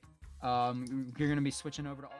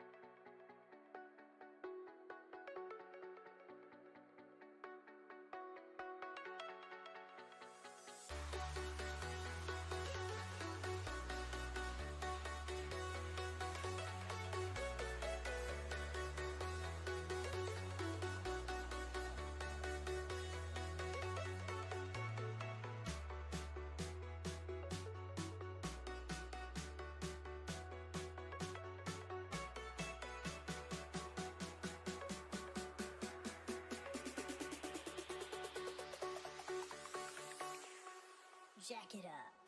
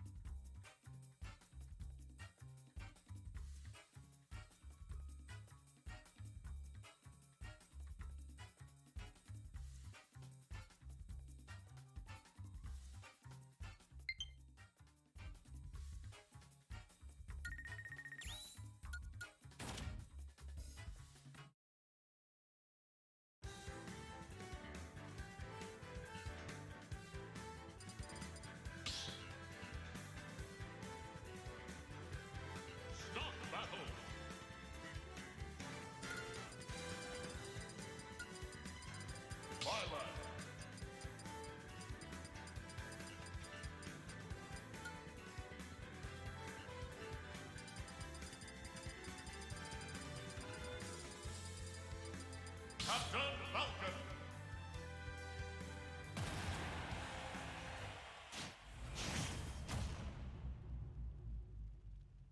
Three, two, one, go!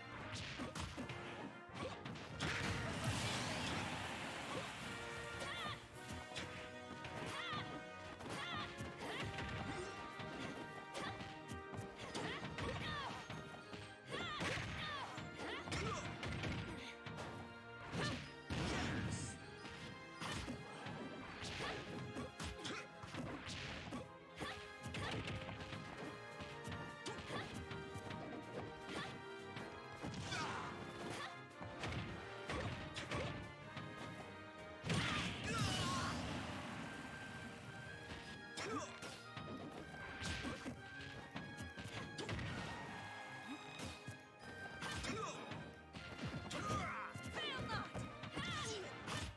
Miracle!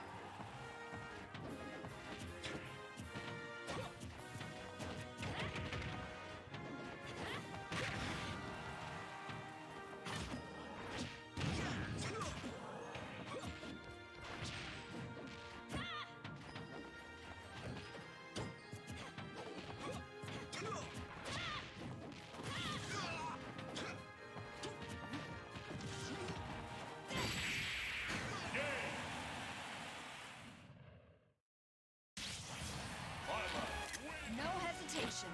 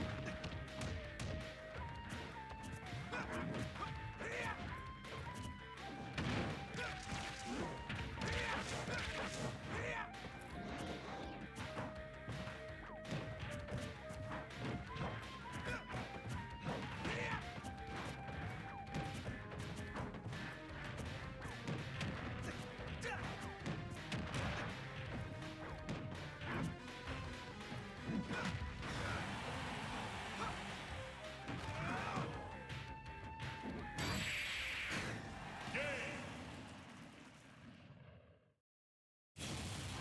King TDD wins.